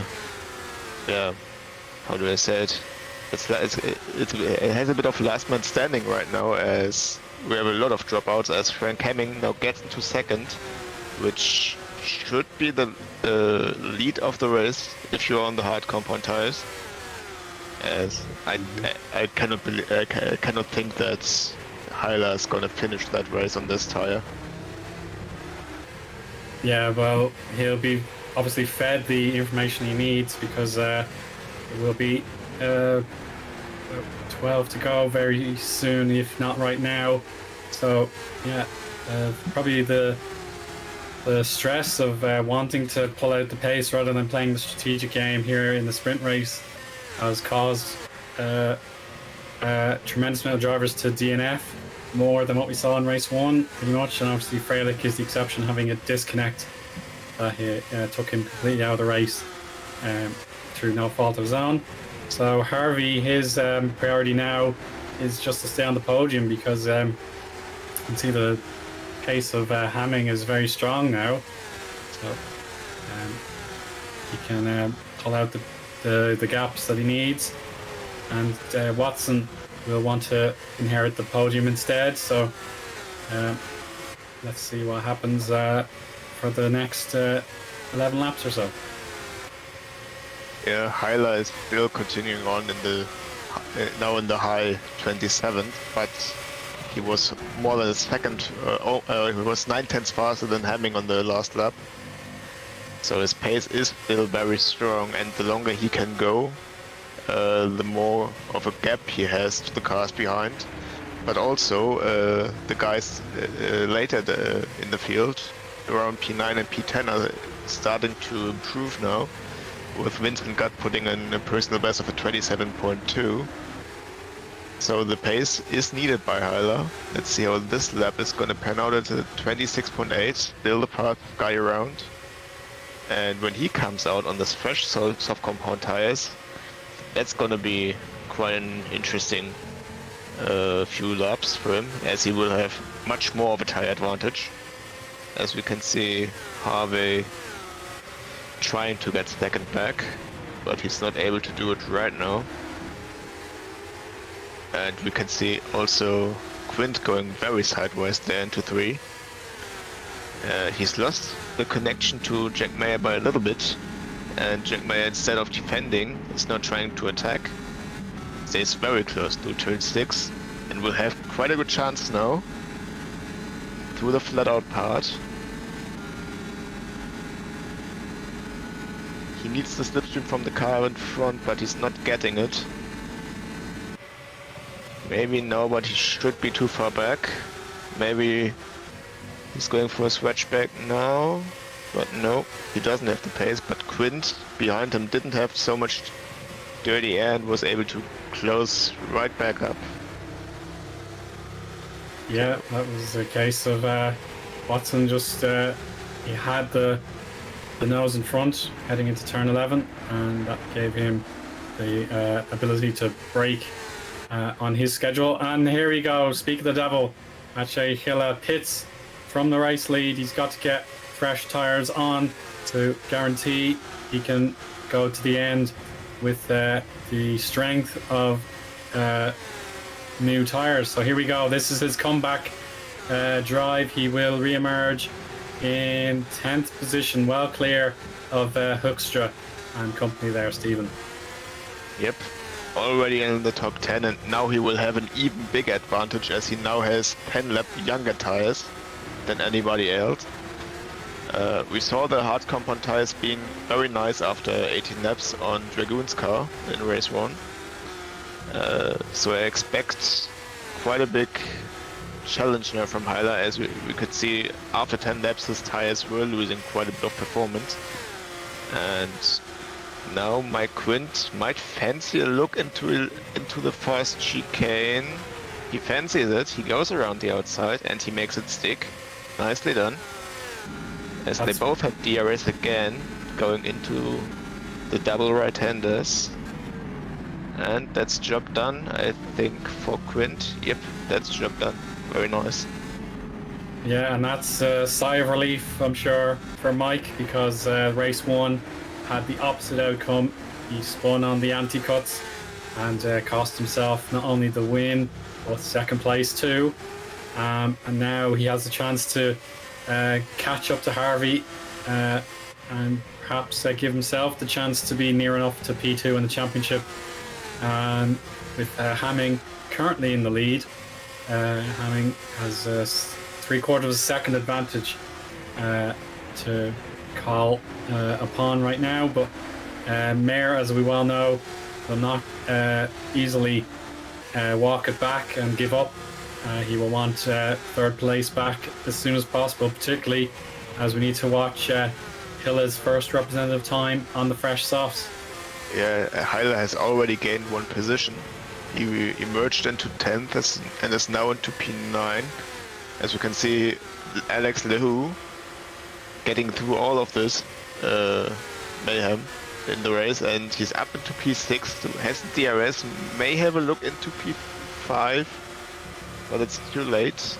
Maybe for the next straight.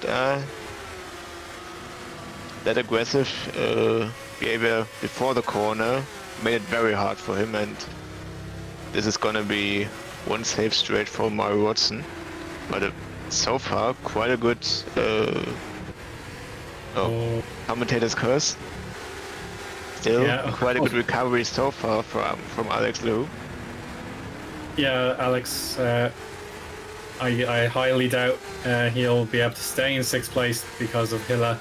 As of right now, we'll know exactly what that Fire Red build sim car is capable of. So yeah, you got a 35-1 3rd sector, which is half a second better off than Hamming, and that's just a series of about 4 corners, so that says it all really. He's into 8th. Vincent Gutt had no response, and that's quite telling, because Spark are one of the top 3 teams in the championship with, well, at this stage they should have well over 100 points. Mayer has work to do here to keep up with Quint in his bid to regain his position on him. Lucchini, we saw him, he almost had a way past Lahu. Wasn't quite possible for him. But yeah, watching out for turns 11 and 12. Mayer's overstepped the mark, and he's going to hit the barrier and loses not only his rear wing but his rear right tire, Stephen. Yeah, and for the 2nd time this season, he does a mistake on his own and crashes out. So not the season he wants so far, but that's on himself. And that gives another place to all the guys behind, including Hyla, who's now very close to Lucchini. Yeah, the memories of 2022 and the Formula Sprint 2 championship for Jack Mayer, they're still fresh on the mind, but he's not getting the champion's consistency that he really needs to show. He's wasted a 3rd opportunity to make a bearing on the championship, especially with the demise of his teammates. So no points for TOP in race 2, and this is Hilla challenging Lucchini now. This is a foregone conclusion if he keeps it clean now. Stephen, this is turn 6. It will keep him at bay, but the overspeed he's going to get out of turn 8 and then the 9-10 sort of little sweepers, it's going to be a very, very simple overtake if he stays cool. Yeah, didn't stay as close as he needed to in turn 6, and now has to get a very nice slingshot through the fast left-right chicane, which he should be able to with this tire. But he's not able to stay as close as he needs to be. The DRS from the car in front, from the Who, saves Lucchini this time around. Oh, he's very late on the brakes. You can just see the extra grip under braking. Maybe he fancies a look. Yeah, he knows. I just wanted to say that he might get a look into the penultimate corner, but yeah, he has to stay concentrated, don't push too much. It's right in front of him and he has the tire advantage. He has a few laps to go, doesn't need to do it in every corner. And now he's got a great exit, now he's got a great opportunity. And I think Lucchini doesn't even want to fight it. He opens the door and Tyler will take it. Just like Vincent got into turn 1 a few laps ago. Lucchini doesn't put up much of a defense against these superior tires. It wouldn't surprise me if he gets Mario Watson on the start finish straight out into turn 3 in the next lap. Yeah, and then from that point on, should he get past Lahu, he'll have to pretty much throw in some qualifying style lap times, because that gap to the podium is about 7 seconds, and you'll have to do everything you can. But here we go, Harvey wants to win the race. That will be so important to his championship. 20 points on the table that he can gain back on TOP, who have the double DNF to fret over. So Hamming, who gained that race lead, pretty much a smart move earlier on. He is doing everything correctly so far, and now he's going to cut and weave just a little bit. That's as much as he can do before Harvey will be allowed to get closer. We can now see Killa is 5th, so he's got to bang in the lap times starting right now.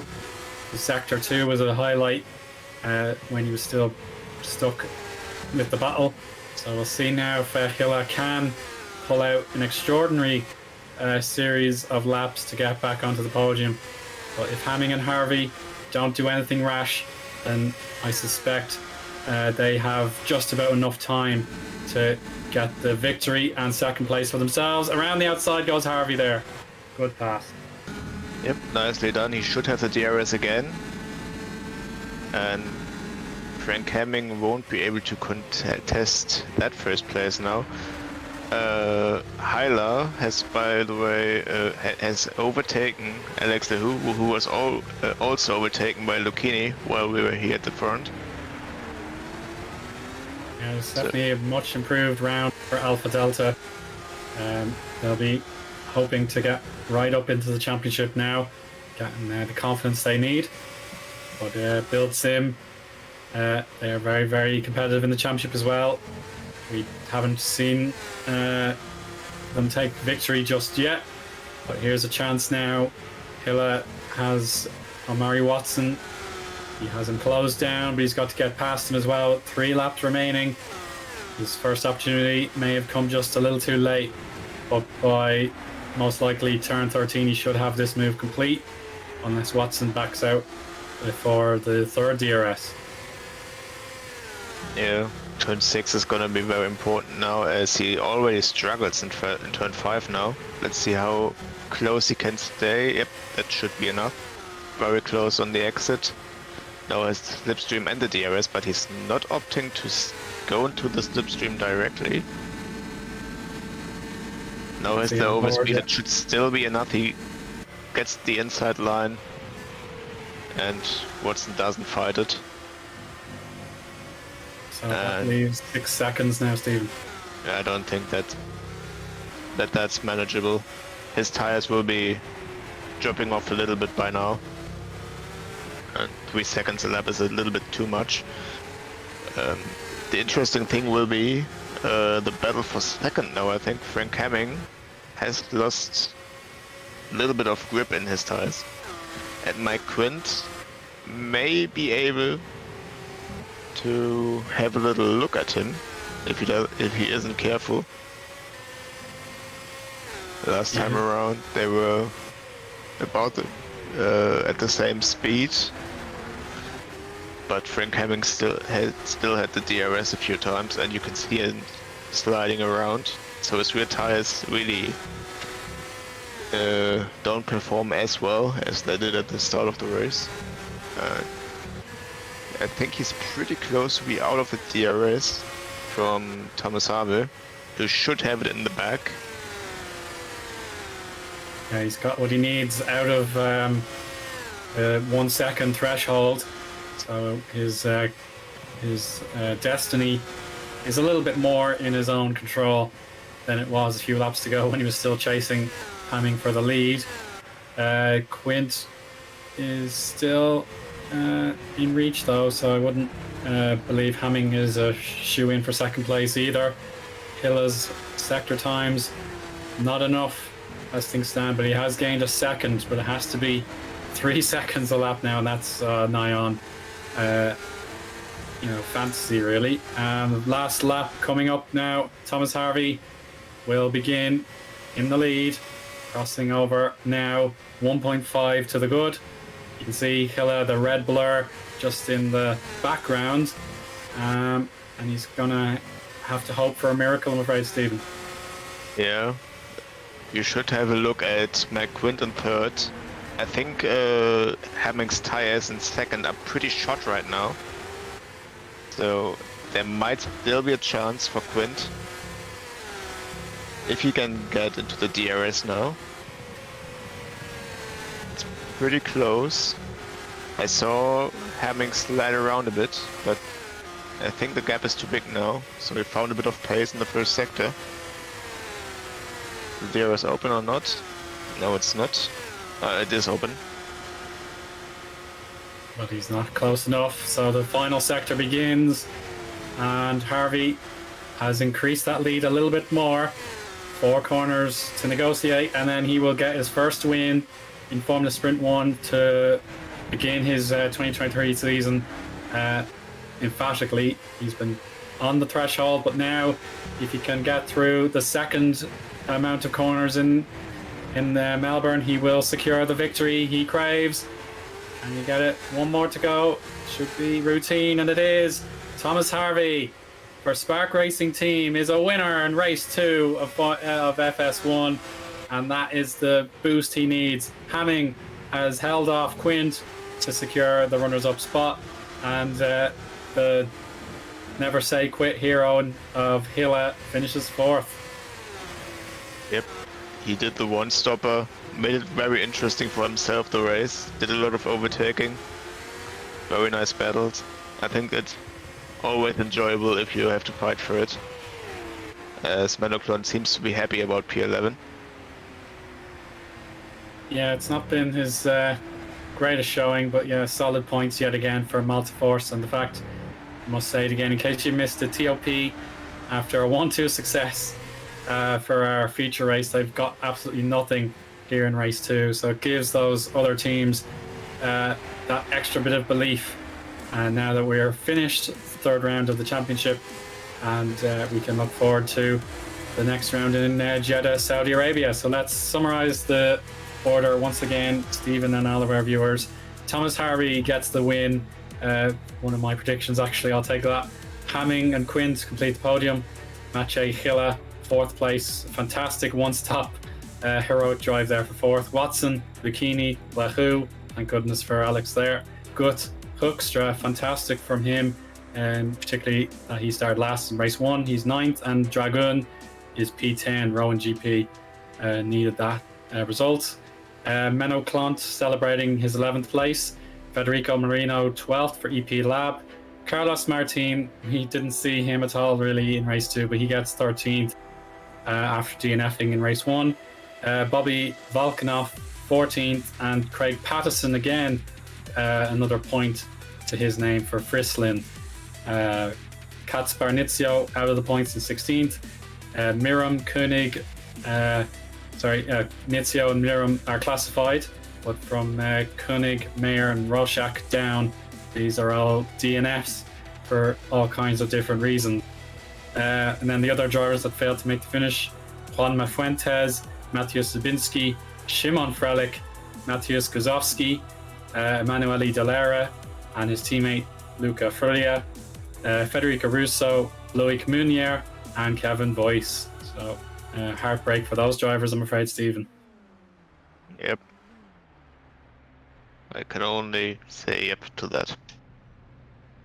And that's more than sufficient. It's all that needs to be said. So there we go. The 13th of April 2023 is the date that you need to mark in your calendars for the 4th round, the inauguration of Jeddah in the GPVWC circus.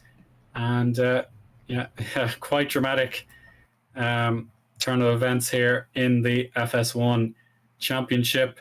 Hilla obviously tries his risky strategy once again, and from his perspective it will have felt like a failure because he had amazing pace with his soft tires and the fact that he had them all to himself. But I suppose he wasn't on pole necessarily. It would have been tough to have made the extra bit of time up from his grid position. But there we go. It is Thomas Harvey getting the job done here in race 2, and that will definitely liven up his championship that little bit more. Yeah, I wouldn't call P4 for Hyla a disappointment. Still very, very good points in the second race. Yeah, absolutely very good points, but I suppose he wanted to go for the win. He has that grit about him. He'd love to get the victory whenever he can. But yeah, in terms of following the strategy, he did a great job. He will feel that maybe there was a little bit more where that came from. And now we have our interview segment opportunity. So let's check out who's waiting for us to drag them in for the interview. I suppose bring in the TOP representatives together. So, actually, no, Thomas Harvey, I suppose. Let's bring in him first as race 2 winner. Hi, Thomas. Can you hear us? Yeah, I can hear you. Well, many congratulations on a quality drive to secure race 2 victory. But I suppose race 1, can you describe what happened to us there as well? Yeah, I mean, a few things happened. A bit hectic at moments in the first stint, but generally for me, it was just sort of sitting by him, trying to be patient. I couldn't quite get past Carlos until like the last lap of the stint, where I was surprised I was able to make the move there at the end, and I thought I was going to lose track position then because of that battle, because I was like 9/10 down the delta. But surprisingly, I came out like just behind Hyler, ahead of Omari, still by like over a second, which I was quite surprised about. In general, that put me in a better position, I thought, and I think we had some fun overtakes in there. Unfortunately, there was the instant with Hyler. I'm not going to make a judgment, so I'm not going to be like, oh, my fault, his fault, whatever. But it's just unfortunate that the contact happened because it was good up until then, and then I mean, in a way, it kind of blessed me because for race 2 got me in better position. But I mean, in race 1, yeah, obviously, but still more points could have been had. But I think it was still a fun race. So yeah. Yeah, I definitely enjoyed it. And I suppose Hilla himself, he went for his go for broke strategy again. So were you worried? Was there any way that he could possibly have won the race, or did you feel confident once you passed Frank that the victory was in your control?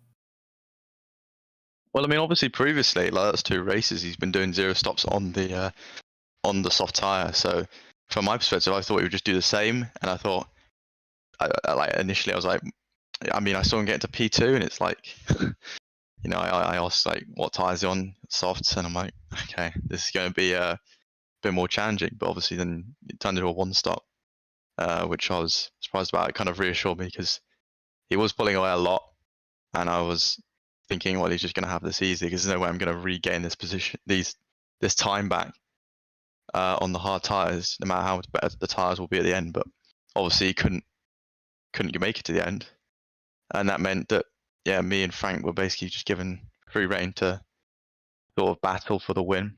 And in the end, I just had, I think my tires were just in a little bit better shape because my tires did struggle on like the last like lap and a half, but it seemed like Frank sort of was able to like keep about a 7/10 gap-ish, and then we were like a couple of laps before the move, he kind of lost that advantage. So yeah, in the end, I think a well-played race and a good battle. There was a lot hectic going on behind. I have no idea about the specifics, but you know, I saw Mario go off at one point. There was a bit of contact, but in general, yeah. So in a way, as I said before, the incident race 1 was obviously not ideal, but it did put me in pole, so it did keep me away from that. So maybe a little bit of a blessing in disguise. To be able to take away a win probably would be better than, you know, a P4 or 5 and like low end points or outside the points. So from that perspective, you just got to like roll with it. So in general, yeah, pretty happy to take the first win of the season, even if it's a race 2. And I think with it being obviously someone's disconnect, being very unlucky, you know, I have still gained points there. I don't know about the rest of the guys. I'm not sure because there's a lot of people in different positions. So I have no idea where everyone else is, but at least in someone we gained a little bit, which is good. Yeah, so I suppose you noticed Shimon's disconnect, but Jack had a crash at turn 12 that destroyed his rear end. So that's what brought him. I'm with Stephen Lexo this evening, Thomas. So, Stephen, do you have any questions for Thomas? No, I think he explained it very, very well. Perfect. So, Jeddah, Thomas, this will be a whole new experience for everybody. What could you possibly plan to do there? I don't really have a plan. I think that's going to be for most people. I don't think it's really a track that's really, people are going to have experience on Half Factor 2. So yeah, honestly, no idea. I mean, this track, obviously, I was a bit weaker than even at Imola, where I was very fresh at the game when I hopped on. So I think it'd be good to go to somewhere where it sort of evens the playing field a little bit, and it could work well, could work bad, but I'm confident that we'll still be. I'll still have decent pace, be up there in the top 5, hopefully, and yeah, maybe podium at least one of the races as we've been doing so far this season. Yeah, so for Spark Racing, thank you very much, Thomas Harvey, and congrats Thank again you. on your victory. Yeah, thanks, mate. And let's have Shimon next, so we'll bring him in. Welcome, Shimon. It's myself, Owen, and Stephen in the interview room. So you would have been thrilled one race and absolutely crestfallen the next. So race 1, I suppose, let's bring in the positives. How would you describe that race? Oh, that race was a bit annoying because I had the pace to be in the battle for P1, but I was caught up in the Leho and Martin train, and it was just a constant cycle of Martin passing Leho and then bottling it somewhere in sector 3, and we lost 5 seconds to the Jack and Mike up ahead. But after that, I was just cruising. I thought I was gonna get P3, and then if I heard correctly, Mike hit the anti-cut in the fast chicane, which gave me a lucky P2. So yeah, I was surprised to get that position, but yeah, it was in the end it wasn't that bad. Another 1-2 for TOP, and we were heading, we were going with positive mindset into the race 2, and then had a good start in race 2. Was just staying in the train. I was looking after my tires because it's quite a struggle on this track. And then out of nowhere, everyone just disappeared from me. And what was even more confusing, I was still able to talk on Discord with Jack and Owen. But then I completely lost my internet, so yeah, just unlucky. Absolutely. So yeah, Mike was indeed spun around by the anti-cut. So the intel was correct there. But race 2, it ended up being a huge disappointment for TOP. 0 points combined as Jack crashed out. But I suppose you did have the cushion built up. So do you think Jeddah is the right place to go to get yourselves back running away with the championship? Well, Jeddah is an unknown because it's the first time we're gonna race on it ever, so we're gonna have to see. Yeah, we're just gonna have to see what's gonna happen there. I personally like the track from F1 games, so I'm looking forward to it. Yeah, very much so. It should be exciting. Stephen, do you have any input for Shimon? I have nothing to add except for better luck next time with the internet. Thanks. Yeah, that's a very good sentiment. So, Shimon, we'll leave it there for now, but thanks very much for your time. Yep, thank you. Good night. And we have one more contender for an interview, and it is Alex Lahu. So, Alex, can you comment on hopefully what you feel like's a better run for your money? Well, hello guys. Wait, do I have a run through my race weekend? Well, yeah, I suppose you did pick up more points to hopefully put a bit of disappointment behind you. But race 1, did you pick up a penalty for cutting corners? Yeah. The start of race 1 was really strong. I was faster than Mike, but no idea why. The rear of the car just didn't want to grip anymore. I was losing several tenths per lap. Towards the end of both stints I had, the car was literally undrivable. I fell out all the way to P7, then picked up the drive-through even though I slowed down for the corner after that. P13, race 2, same thingy on the hard compound.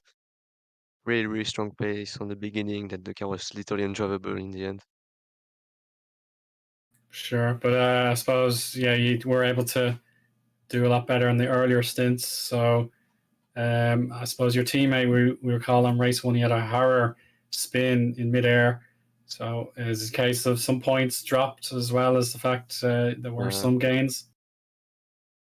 I don't really think we can talk about gains today. I sacrificed my next race quali position just to get P2 this race in quali, and Oh, in okay. the just to get P13 in race one anyway. Yeah. Really contemplating moving to super lights. Yeah, this I have no fun driving this car honestly. Okay, so Actually, Jeddah the might be worst a bit car of a I've ever struggle driven. then. Oh, sorry, pardon me. Jeddah. No, go ahead. I was just going to ask you the same question as the other guys. Just Jeddah is a brand new experience, so if you're thinking it could be a tricky experience if today, with a well-known track, proved to be troublesome with your tires, do you think Jeddah might give you a little bit of a tough time as well? No idea. I'm going to start like P78 or something. I no idea, dude. So yeah, You'll I be have stuck in no clue. another postcode then. Stephen, Just going to die. Stephen, do you have any thoughts for Alex? Yeah, Yorius, I remember your setups from last year being very oversteery. Was it the same again for today? Sort of.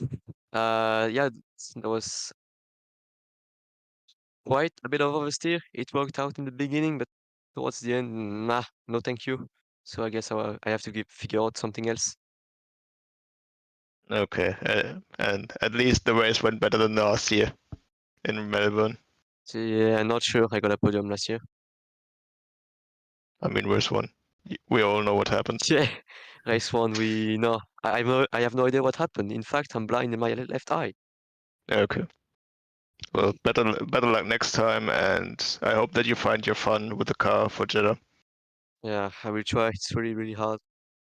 We'll try. We'll try. Come back stronger, hopefully. Right, well, thanks very much for your time, Alex. See you soon, Bye. hopefully. Bye-bye. Enjoy your evening, guys. Bye. Bye.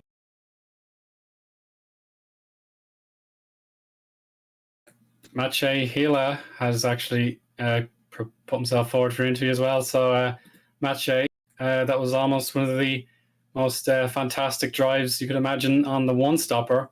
So let's talk about that first. What was the thinking? Because we know Yousuf was excited to hear what you were capable of. So, yeah, do you mind describing how you got on? Well, in race two. Or... Yeah, race two. Yeah, sorry.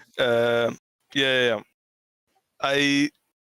Again, hard tires, no for me. So I had to go softs again, but this time I knew I had to do a one stop. So I pretty much made the most of it, and then I'm pretty happy with race two, to be honest, because it's basically the most I could have made with that strategy. I mean, I lost a little bit of time, maybe overtaking some guys, but still, I think P4 was the best I could have gotten there. So yeah, with race two, I'm very happy. So yeah. Yeah, I suppose you will have gained on TOP as they were unable to score any points at all. But yeah, we're all very thrilled to see your action there. But race one is a bit more routine. So do you feel that was according to plan as well? Race one was also pretty good. Unfortunate that I couldn't get the qualifying that I really could have gotten. I feel like P9 is very low for what I should have been. But yeah, I knew my pace was good, so I think P4, solid result. Not great, not terrible. You know, just solid. These kind of results is what makes championships. You know. Oh, I totally agree with that. And then I suppose the thought ahead for the next race in Saudi Arabia, it's a complete unknown for everybody. So will you have to stick to your guns and go for another soft tire run, depending on your results, how you get on there? Perhaps we'll see. But yeah, Jeddah, it's new for everyone. So I feel like it's a plus for me because, all these other drivers have already raced these tracks. in similar cars, whether it be in higher or lower series. And it's my second season only in GPV, so I feel like having a new track could be pretty good for me. Yeah, it's certainly something to look forward to. Stephen, my colleague for this evening, do you have any questions for Maciej?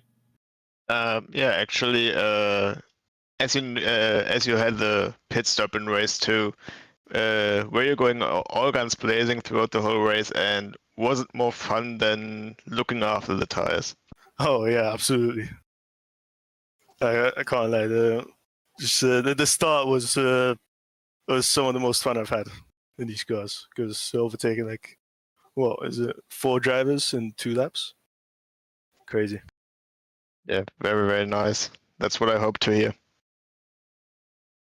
Yeah, we'll let you go, Maciej. Very well done again, and we'll see you again very soon. Take care. Thank you. Bye, guys.